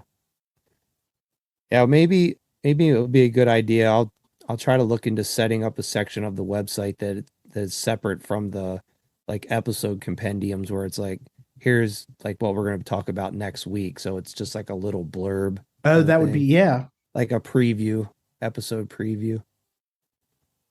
See, always thinking, always trying to give you guys a better experience here at Potty Mouth Records. So I don't know if you were done with guilty pleasures, but I have like my main offensive, embarrassing section to admit to now. I'm trying to think. I have like weird ones, but they're not. Like I love Rasputina, and Kate made fun of Fred and I for going to see him, but I love him. It's okay. I'm a big boy. I can accept it. You go and I'll keep thinking. Like I gave you my two. I'm not even sure if Rasputina can be considered a guilty pleasure. I don't think so. I think they're fucking awesome. That shit's like way too like out of the park to be like even in this game, I think. That's in its own realm of existence. Okay, so this next section is something that I really truly am. I still struggle with my feelings on this because I'm going to just start out by saying one specific band, and then I'll lead into sort of like the avenue that this took me down. But I got to start out by saying this particular band, probably more than any other band ever for me, is a band that I despised. I hated everything about them. I hated their gimmicks. I hated their persona on stage. I hated their fucking music. I hated everything about them when they came out. I hated everything about what this genre was about when it came out. Every chance I could get, I would fucking like just hate on this fucking band. Limp Bizkit. It is Limp Bizkit. Oh shit! I'm gonna fucking my head's gonna explode. I just so people understand the level of how much I hated this fucking band. When Curtis got me, or actually no. This was pre-Flash. One of the very first things I did in like 1994, 95, when I got my first computer, is one of the first things I wanted to figure out was how to make animated GIFs. And because I've always been into toys and cartoons and animation and stuff. I used to make little flip books when I was a kid. So I've just always been into animation. So like when I've like saw what animated GIFs were, I was like, oh my God, this is something I want to get into. And I made one of the first, and I know I still have these, but I don't know if they're set up in a way that they'll even play on like a modern web browser. I'd have to look and see. I don't think it shouldn't. The file format hasn't changed. If it's a GIF, it's a GIF. Okay. Well, I'll dig these things out and I'll put them on the website. But one of the first group of GIFs that I made was like this, like making fun of bands I didn't like series of GIFs where I'd like taken clip art of like drills, like drilling into like people's faces and stuff, that's and like blood like squirting out and everything. I'll have to see if I can find them. But anyway, so I think there was a Limp Bizkit one that I made of like, but then what I was thinking about Flash, and unfortunately, unless you know a way to do this, all the Flash games that I ever made in the 90s were exported as EXEs. So I don't know if there's any way to. The EXE is not the issue. Okay. It's if they're SWFs, I think. Like I can't find a fucking web browser that supports the SWS. SWF. Yeah. Like I think I can import it into Premiere or After Effects. I think I can get them in there. But to actually get it to watch it without either having the EXE or the web browser. The Swift file isn't supported anymore. They took that option away. Yeah. So basically I don't know if there's a way to get the EXE into like a MP4 form that just loops or something that I could put on the website. But anyway, I made this Flash game that was called Blow the Face Off of Fred Durst. and it was like a first person shooter kind of thing, and you would like basically it was like his head on a target, and you like roll the crosshairs over his face and click the button, and it would like make a gun noise, and it would like blow part of his face off. So like this is the level of like I could not stand this fucking band. Oh my God, how awesome is that? So anyway, flash forward to like, and this is a very new thing. Flash forward to like maybe a year ago. I don't know, man. Like Trisha and I were somewhere, and she just like out of nowhere hit me with, "Oh, I just wanted you to know. I wanted to prepare you for this because," and this may actually fall back into what we talked about when we started this, about people you're around can influence, like significant other, like influencing your musical taste or whatever. So she's like, "I just want to prepare you for this." I just want to say that's not a bad thing.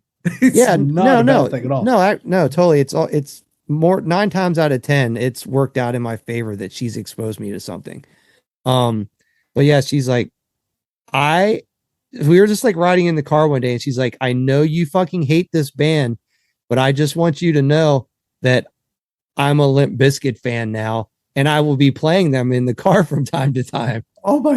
And I was just like, oh my God. I was like, what the fuck? I was like, how did that happen?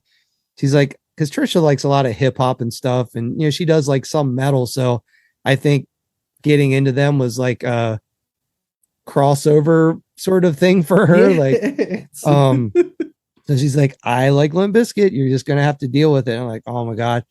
So I don't know. We were riding around in the car over a couple weeks span, like going places, and she would have some Limp Bizkit song on, and I'd just be like, oh my God, like I can't believe I'm like listening to Limp Bizkit. This is fucking terrible. And like whatever. I was like, okay, like admittedly, this isn't as cringy to me as it was like 20 years ago, but like I still don't like this. And just in my head, I still had the like seeing them as their persona from 20 years ago of just being like red hat backwards and like big baggy pants and just the tough guy persona, and the guitar player just dressing like a complete weirdo and like just like what, like pick a fucking style. Like what are you guys even? Like I don't get this at all. And then here's the thing that changed it for me. We were at the house one night. It was like a Friday night, and we like every 3 or 4 months or so, we have karaoke night at the house. I may have mentioned this before. No. Yeah. So we're both like really into karaoke, and like, really? Yeah. So like Are there other people there? Or you two just sing to each other? No, it's just us. Like sometimes sometimes we'll have friends over. Okay. It's a little bizarre, but go ahead. Yeah. So yeah, I mean, we go and do like whenever we go to Europe, we usually do karaoke when we're on vacation and stuff. Yes, I am just shaking my head. I have nothing on. I'm just like, well, she's really good at it. She's like better than me, actually. Like she has a really good voice for some styles of music, some not so much. But yeah, she fucking kicks ass at karaoke. So I'm just shaking my head. This is something we've been doing since we've like kind of started dating, really. It's like that's cool though. I mean, I personally would fucking have anxiety doing that in the privacy of my own home, singing to anybody. You would have anxiety doing that at your house? Yes, at my house. Yes. Oh my God. Yeah, it's dude, actually, I couldn't do that. As a matter of fact, I think I'm gonna actually maybe request that we have a karaoke night this weekend, since today's my birthday. I want to do some karaoke, or we might even actually, and we haven't done karaoke in like 2 years because of COVID, because like it was like shut down and stuff. But anyway, so we have karaoke night at the house sometimes, and we were just having like a music night one night. Like sometimes we'll even not even do karaoke. We'll just like watch YouTube videos or like watch old 80s like videos from MTV or whatever. And we had watched a few things, and she was like, I'm kind of like, I want to listen to some Limp Bizkit, see if we can find like a concert of them to listen to. Like, what do they sound like recently? Because she's all about wanting to go see them now. And I'm just like, oh my fucking God, I'm going to end up getting like fucking dragged to a Limp Bizkit concert. So we find this video of them, and it's from Lollapalooza from last year. Well, I don't know if you're familiar with this at all, but there was like this gimmick that they did at this Lollapalooza show where he like unveiled this like new me, like this new look for himself, because he's bald, like he's like losing his hair and shaves his head, but and he's like always wearing the hat and stuff. But at this show, like leading up to the show, a few days before, he started posting pictures of him like wearing this wig and these like big like 70s glasses. Like he like looks like a porn director basically. That is awesome. Maybe he can hire Gavin. Yeah, so he kept like hashtagging like dad vibes. Like, so the whole thing was like he was saying he has like this whole new dad vibe thing. And so I was like, what the fuck is this all about? So anyway, flash forward to us like, you know, like a year later watching this video one night, and the dude, and the other thing that kind of sold me on it too was there's this kid named Brandon Pertzborn, I think is his name. And he actually is the kid who plays drums in Suicidal Tendencies now. And I think he also plays, I think he played drums in like the Greg Ginn version of Black Flag. And I think he also plays in Doyle's band. So he's actually, yeah, he's like actually like a young kid though. He's like seriously like maybe like 20 or 21 years old, but he's like really fucking awesome drummer. And I actually started, I was following him on Instagram for a little while because his videos were coming up, and he just posts clips of him playing in his studio, and he's just always like kicking ass at drums. Like, well, this kid's pretty fucking awesome. Well, turns out he like plays for all these bands. So anyway, I guess there was something going on with Limp Bizkit's drummer. So this kid, Brandon, filled in for drums with them at this show. So it was just like this combination of that kid playing drums and like Fred Durst having this like new look where he's like not rocking the red hat gangster look or whatever the fuck he was trying to do.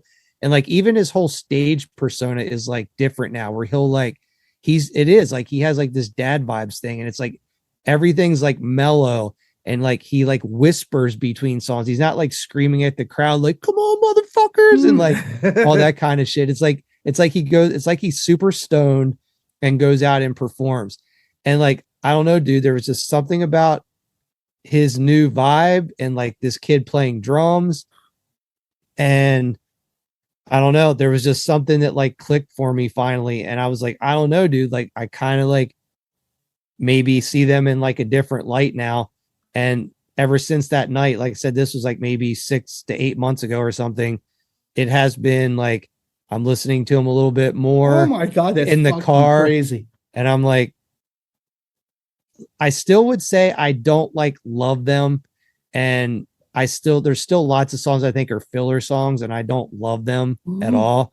But there are some songs that I have like relented and have admitted to saying like, this is pretty fucking catchy, and if he keeps the tough guy persona away from their show, I would definitely like be interested to go see them live if she wants to go. Wow. Yeah. Wow. I know it's a huge thing for me to admit this, because I fucking called that band out and hated on that band for so many years. But I'm kind of, like I said, my taste in music have changed, and I'm still not saying that I would listen to them on a regular basis. But like I was saying in a previous episode, I like going to concerts a lot now as just an experience. And I just think if nothing else, it would be a hilarious people watching experience just to see like what happens at a Limp Bizkit concert, because I've never been to one. So here, let me throw this at you. Why did they get pegged as like a hate band? Because like when they came out, what was that, like 92, 93, whatever? Yeah. Something like that. Maybe a little bit later, but that's when they started, I think. There was a transition where you were starting to get that. Like, I think of like the one Maximum Penalty song on New York Hardcore, where it's very rappy. The way it is, like it's very rap, and like it was a progression that was going to happen no matter what. And it's like some people got a pass. Did they not get the pass? I mean, I don't like them, so I'm not. I don't know why I don't like them. I guess I could listen to them and try. But why did they get the fucking hammer thrown to them when everybody else kind of got like a little pass? Is it because that's what they focused on and it wasn't just like a little facet? Like it was evolving. Like it slowly, it was coming no matter what, like that whole rap core thing. It was like, but what made them the poster child? Well, not, I guess they're the poster child because they were the most popular, but like, what was the target of the hate? Why'd they get that hate? Well, I mean, I can answer that from my perspective. Well, that's what I'm asking for. Yeah. I mean, I think for me, when those bands came out, I like, let's say 98-ish, 99 is probably when that shit was like really starting to like pop off. we were, it was starting a new cycle of like what the new fad was coming. So it was sort of like let's say, for lack of a better year, like 82 to 89 was like glam metal and metal.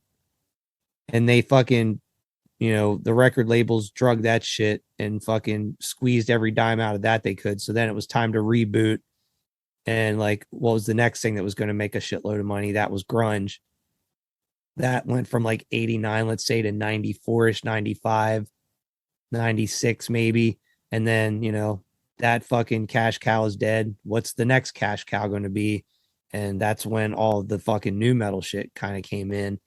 But for me, what was offensive about it was I was seeing all those bands as being sort of like a internal reaction for me, as it was like a repeat of the cringiness of the grunge shit that was like came out when like I was in high school and stuff, and how people just like latched onto that shit so much, like it was the greatest thing since sliced bread. And I'm like, hold on, like this music's okay, but here's all this shit that I'm listening to that is actually like, I think, way better, and in some cases musically is actually technically better, but you don't even know anything about this and you're just like up the ass of this form of music.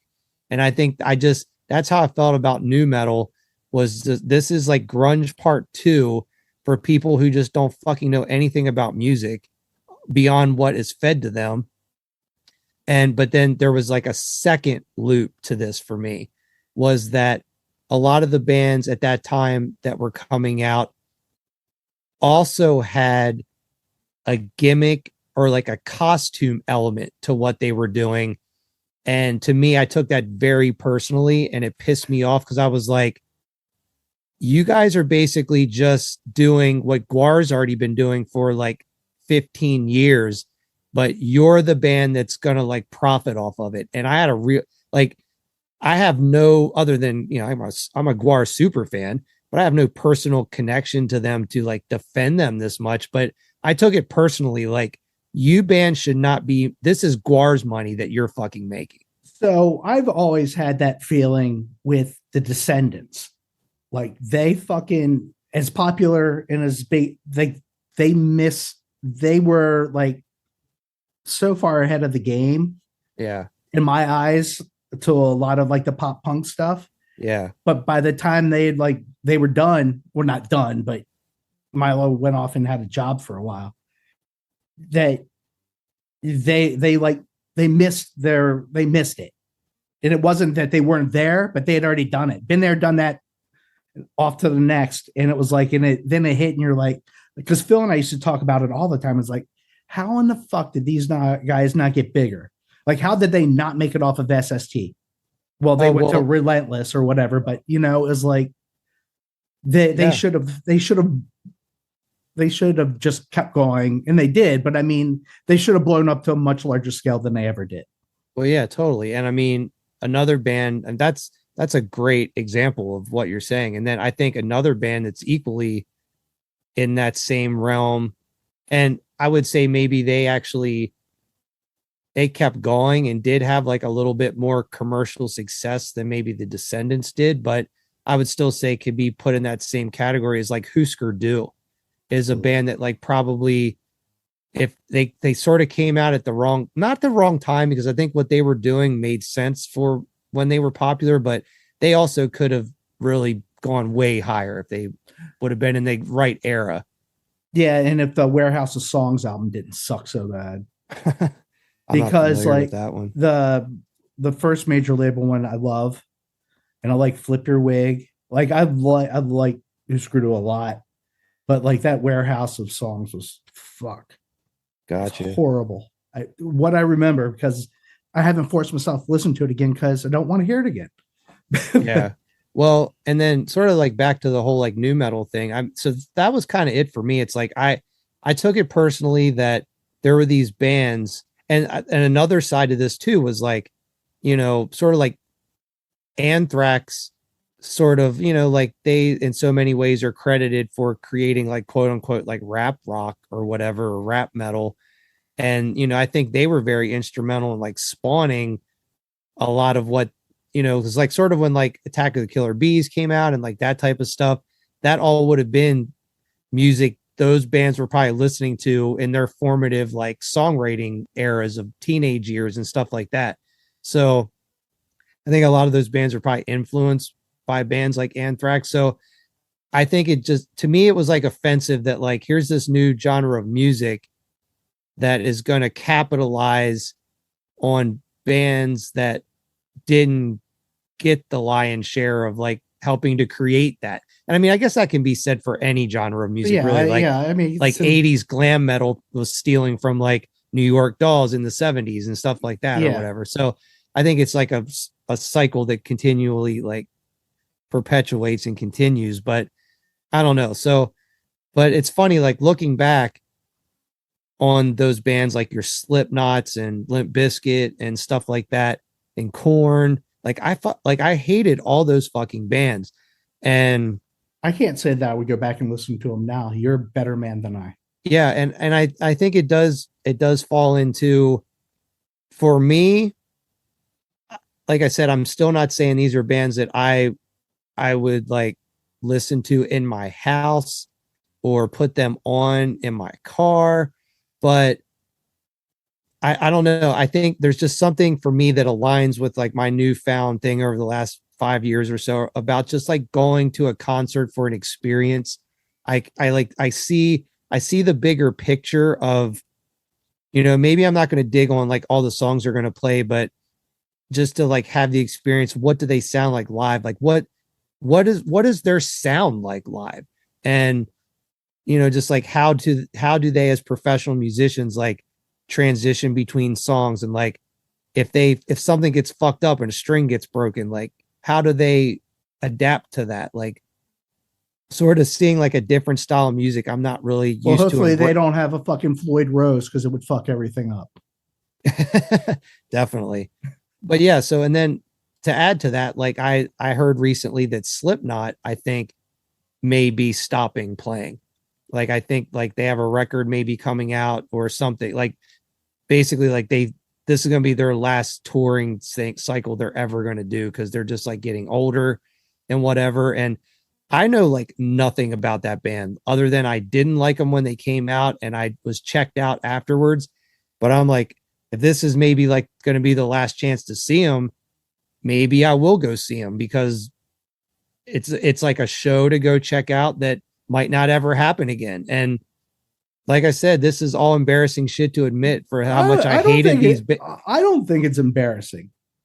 I think it shows how fucking shallow I am. I was very shallow too. I think. Yeah, but I haven't grown past it. You are blossoming into something, a little fleur.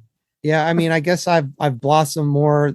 I think a lot of it too is just like as you get older, like, well, at least me personally, I just THC. I don't. Well, yeah, that's probably part of it, but I think that, and I wasn't really like this that much when I was younger, but I was to a certain extent. But I just think that as I've gotten older, I just really care a lot less about like giving a fuck what anybody thinks about what I'm doing. So, or, you know, maybe when I was younger, I did care a little bit more, like, you know, like somebody who's a little bit older than me that I look up to in a musical way. I know they hate this band, so I'm like not going to admit to liking this or whatever. But like where now is like, I don't fucking care about that. Like I fucking like listen to some Limp Bizkit now on occasion. Like, sorry, like I don't fucking care. Like it's my thing right now, and I'm gonna fucking rock it. So, and like maybe I'll eventually go back to like, this was funny that I had a phase where I liked them and I don't like it again. But like, yeah, and that's weird, because I've had those too, where I've jumped into something, then I can't listen to it again. Like it's like, yeah, no, done. Yeah, but I don't know. Like for me, I find it fun that, and my friend Jordan and I actually had this conversation just like a week or so ago, where I was talking about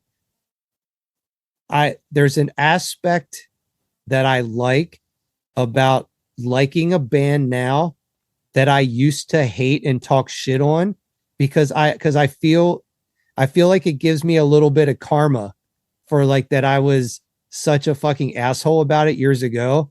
And like it's kind of like this is what I sort of get now. Like I talk so much shit. Now I like it. And I have to like laugh at myself every time I get hyped on hearing it. Cause I'm like, oh my Lord. Yeah. like No, it's cringy, but I like it. I'm cringing. Like I deserve this. I gotta find some more of those deeper ones. Maybe I need to. I don't know. You admitted this to me in a car ride a year or two back. Is that you like System of a Down? Oh, I love System of a Down.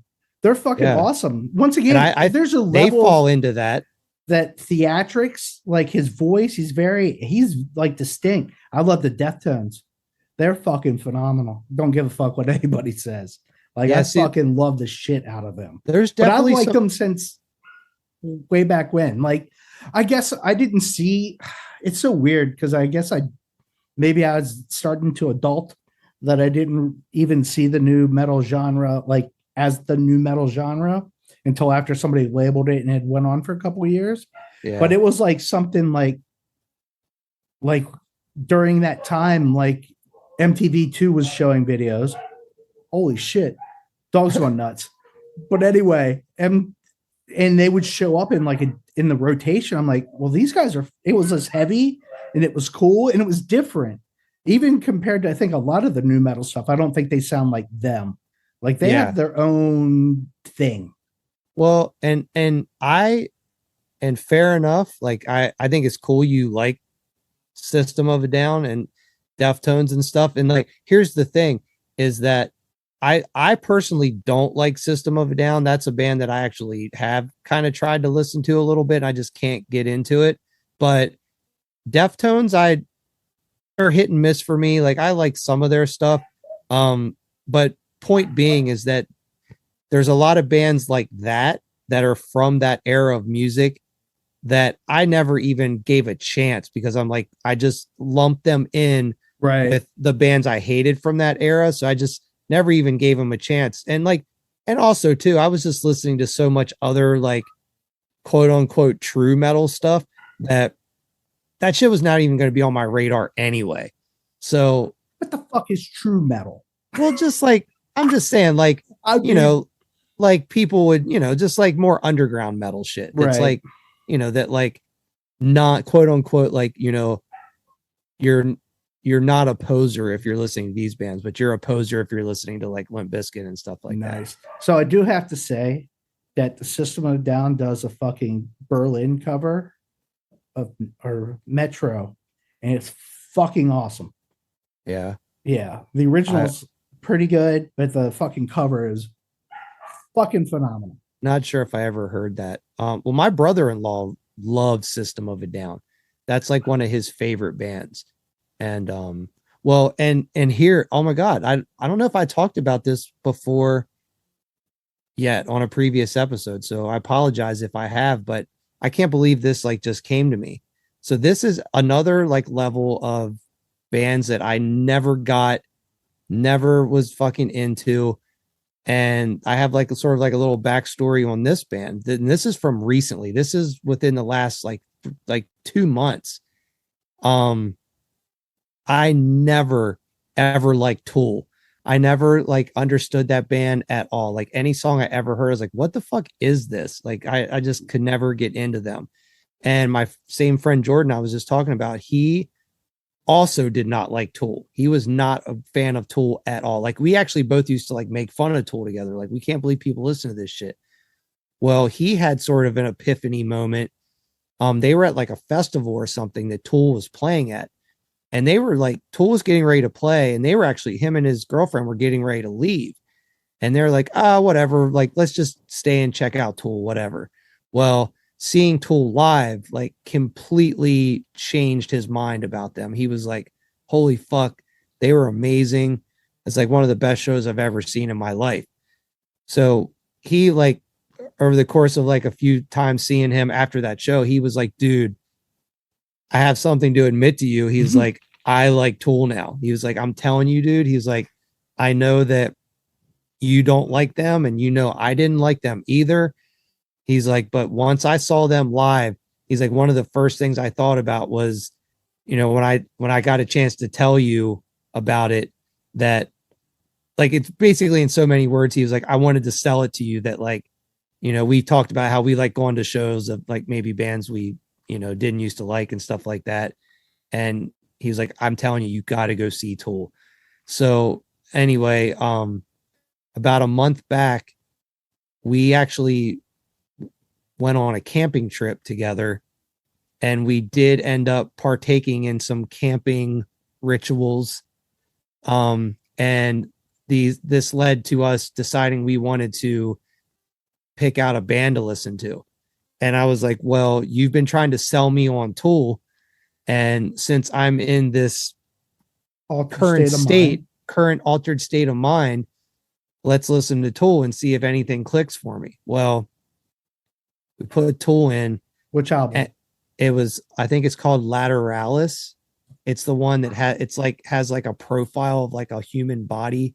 It's like kind of like a Slim Goodbody looking design or something. Yeah, I think I'm only 2 albums deep and I stopped. Okay. Well, so I gotta say, dude, like combination of just being out in the desert and being in like mushroom brain and listening to that, it fucking clicked.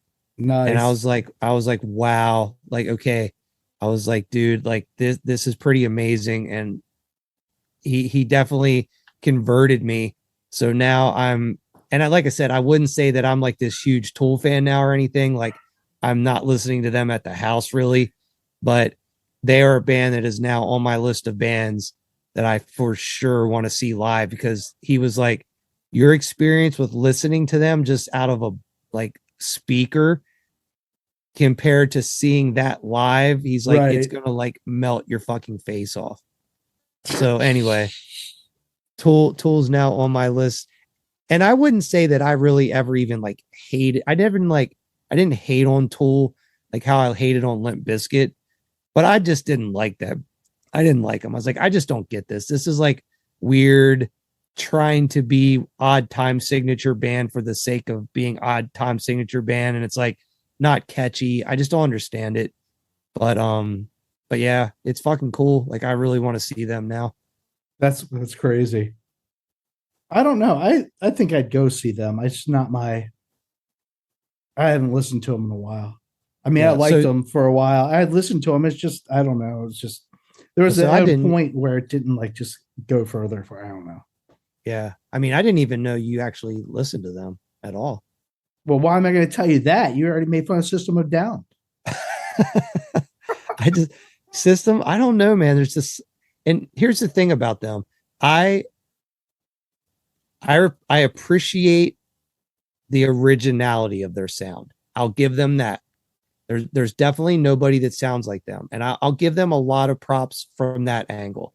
But I just almost like simultaneously find them like laughable. Like his vocals, oh my god, that's the hook for me. Yeah, but I like that. I love it because I think it's close to the dumb shit we do or we're doing in fucking Dim. So that's why it's like, I think it's funny because that's a good version of what we were doing.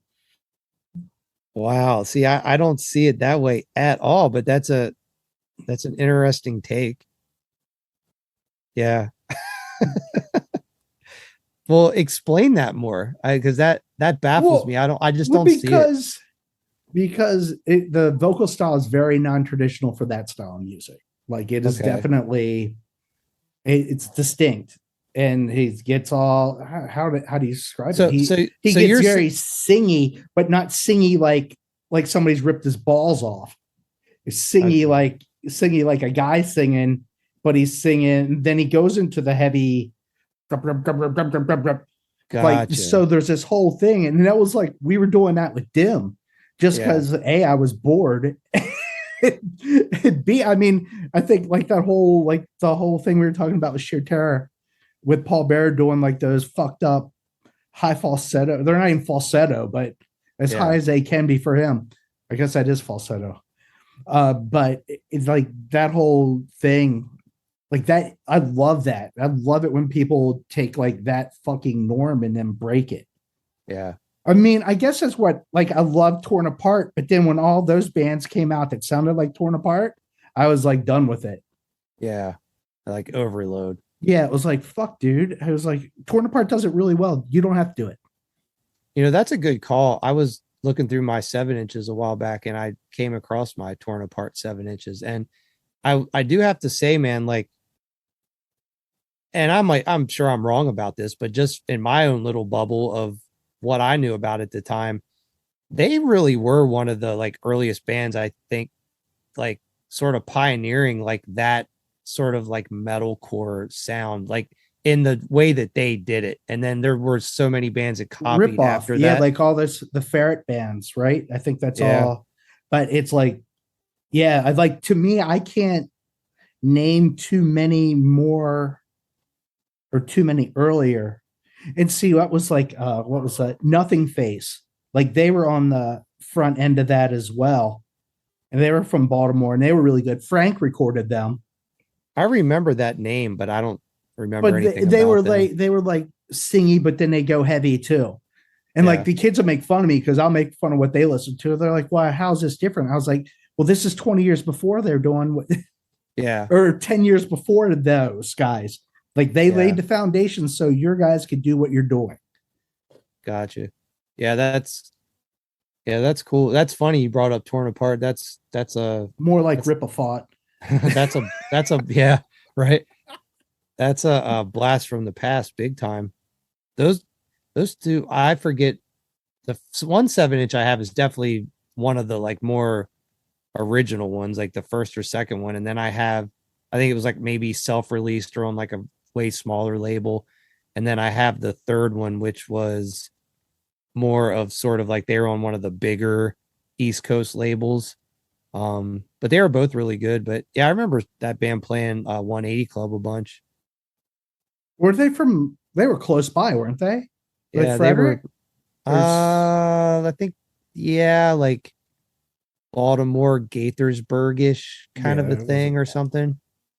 But There was yeah, a lot they of were. bands from that era that played 180 Club that were pretty like that band. You remember Disbelief? Nope. Disbelief was cool. Bomb Threat played some shows with those guys, and yeah. Oh, I mean, yeah, and of course, Well, like that's all Justin's bands, and a whole separate ball of wax. Like it that's its really whole is. episode. Even though I wasn't a part of it, you will be able to tell us about it. Maybe that's an awesome motherfucking special guest.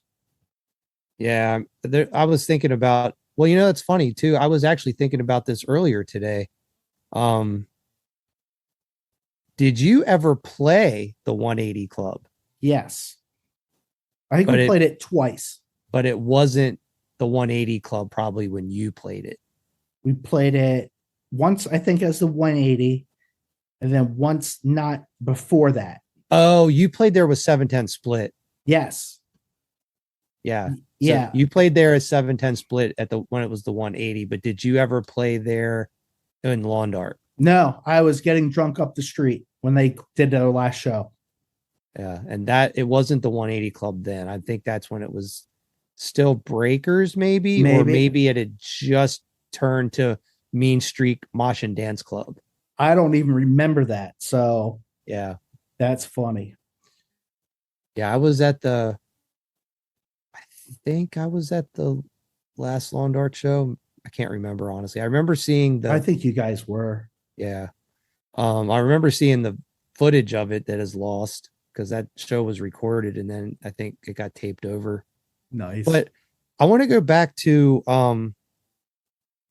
when we were talking about sort of like more like the rap metal, like rap rock influence thing, because there was a band and I'm pretty certain that Matt Powell was the person who discovered these guys. Or it may have been you actually, but I feel like Matt Powell is the person who discovered this band. And I remember being really into this band. It was a band from LA and they were like a sort of like metal-y hardcore band with sort of like a hip hop kind of influence. And they were like sort of like a Rage Against the Machine kind of band, but like more of a like hardcore sound. Does that ring a bell to you at all? No. because it wasn't, and they were sort of like almost maybe like early Deftones ish as well. And they had a cool name too, and I can't for the life of me remember what they're called. I have no fucking clue. Yeah, I got to look this up because honestly, this is going to bother me. So you can. I don't even know. I don't even know what to look up. That would be all you. Yeah. But I really like this band a lot. No, I guess to my point was like I thought about it, like not thought about it, but like you could see that influence starting. Like 7 Seconds did their little rap thing at the end of The Crew. I think they had the Colorblind Jam, or it was like, and then it just slowly was like popping in everywhere. Like there was like the one song, Catholic Schoolgirls in Troubles, was kind of rappy on the Leeway album. Oh yeah. But you were seeing this progression, and Leeway, I thought, kind of picked up the rap persona without being that. Well, I always the whole, I guess to me, there wasn't a big gap like when we were kids or in high school. Like the rap and the punk and hardcore shit were all really in the same, they were all in the same boat. We might have been on the same ends of the boat, but we were all in the same boat. Yeah. So like, I mean, because fuck, I listened to like Nucleus when I was a kid, and I listened to Roxanne Shante, like, and that was all part of the same spectrum. Like that whole thing. Like I was a Beastie Boys hater until Paul's Boutique. Like oh really? Yeah, it wasn't. I was like, I don't get that. Well, Beastie Boys, that's actually a good call. Beastie Boys was probably very influential in what a lot of like new metal people were listening to as kids. That like, like I think like the Beastie Boys are probably like the first people that really introduced that you can do like rap and rock / metal punk together. Right. Yeah, and, because like I'm trying to think, the Killer Bees was after that. Oh yeah, way after. And the NWA cover, which we've talked about before, like with Anthrax, that was definitely probably instrumental. Well, not probably, it was instrumental. But like I always saw like, and I think maybe in New York, because KRS-One was like always on Sick of It All shit. Like there was always this kind of it wasn't even a crossover. It was just a kind of a group kind of all in the same boat. Yeah. And I mean like Body Count. Yeah. Fuck, they still play. How is that possible? Yeah. I mean, how is it even better that he plays a fucking detective on TV? Fuck it. That's so crazy.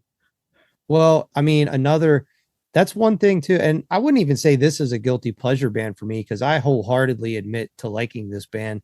And I'm not, I've said before on a previous episode, I'm not really that into hip hop and rap that much. There's some things I like here and there, but like as a kid, I really liked the Rapper's Delight song, like the Sugar Hill Gang, and like that kind of stuff was cool, and like Run DMC. But one of my favorite like rap / hip hop bands, I don't really know what to even consider them exactly, but is Cypress Hill. Nope. I was like, nope. I fucking love Cypress Hill. Fuck no. Yeah. Cypress Hill is like, if I'm feeling like I need some hip hop in my life, East Coast motherfucker. They're my go-to. Dude, I'm so irritated right now that I can't find this fucking band I was talking about, because Matt Powell had the CD of these guys. And I remember like everybody was about this band for a while. It better not be Biohazard. Didn't like those motherfuckers either. No, well, I love Biohazard, but it wasn't Biohazard. They were like predecessors to that whole rap shit too. Yeah, not rap shit, but whatever, the new metal kind of. Yeah, that's definitely a good call. They were in there way before any of that shit broke. But to be fair though, they definitely didn't hit as big as those other bands we mentioned did, but they still kind of rode that wave with them.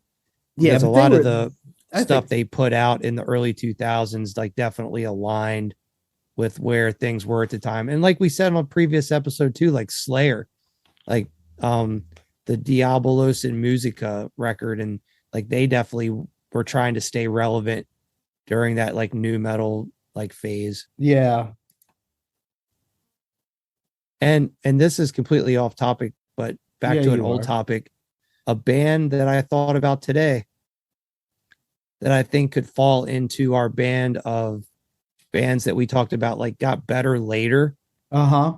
And I like all this band's records, so this one isn't even really fair, but I think that by like the third or fourth record is when they really found their stride, is the Vandals. Oh my God. Yeah, they're awesome. So yeah, I mean, like I said, I like everything by them, but I think like what's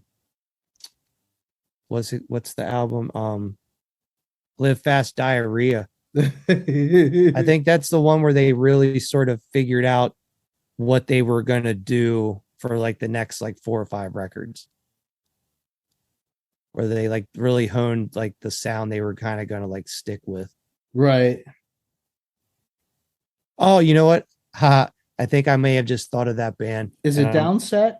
It is. It is. Yeah, that was Matt. That's not me. Downset. God, I'm so glad you found it. Just came to me right before you said it too. Well, I originally thought Downcast. And I was like, no, it's Downset. No, Downcast is different. They're like, I wish their fucking recordings were better.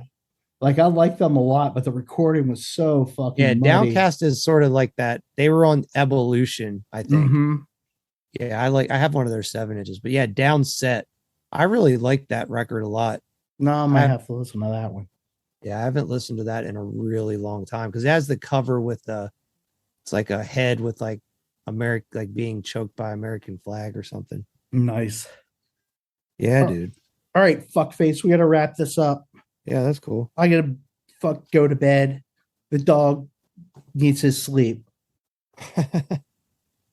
Yeah, I've cool. never seen a fucking dog that he when he's ready to go to bed, he lets us know that we need to go to bed as well. Yeah. There's no fucking middle ground. I won't go lay down without you. I will sit here and wear the piss out of you till you go lay down.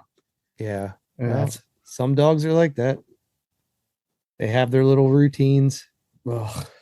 He's always had it, motherfucker. It's their world. We just live in it. Loki the Supreme. Look, he's been immortalized in vinyl. Oh, well, not record vinyl. No. Vinyl sticker paper. Vinyl sticker paper. But he's there. Hidden on the Bandito's wall. Yeah. Very proud. Check out, if you're not already following Loki on Instagram, follow him, Loki the Supreme. Follow his fun adventures. And one more time, thanks for listening. And don't forget to check out the website if you want to score yourself some cool new merch from your podcast members. Yay! God. All right. Well, God love Harvey Korman. Yeah. Yeah. R.I.P. Harvey Korman. All right, kids. See you later. Yep. See you next time. Later. This podcast was brought to you by Potty Mouth Records. Contact us at pottymouthrecords@gmail.com and find us on the web at pottymouthrecords.rocks. That's .rocks.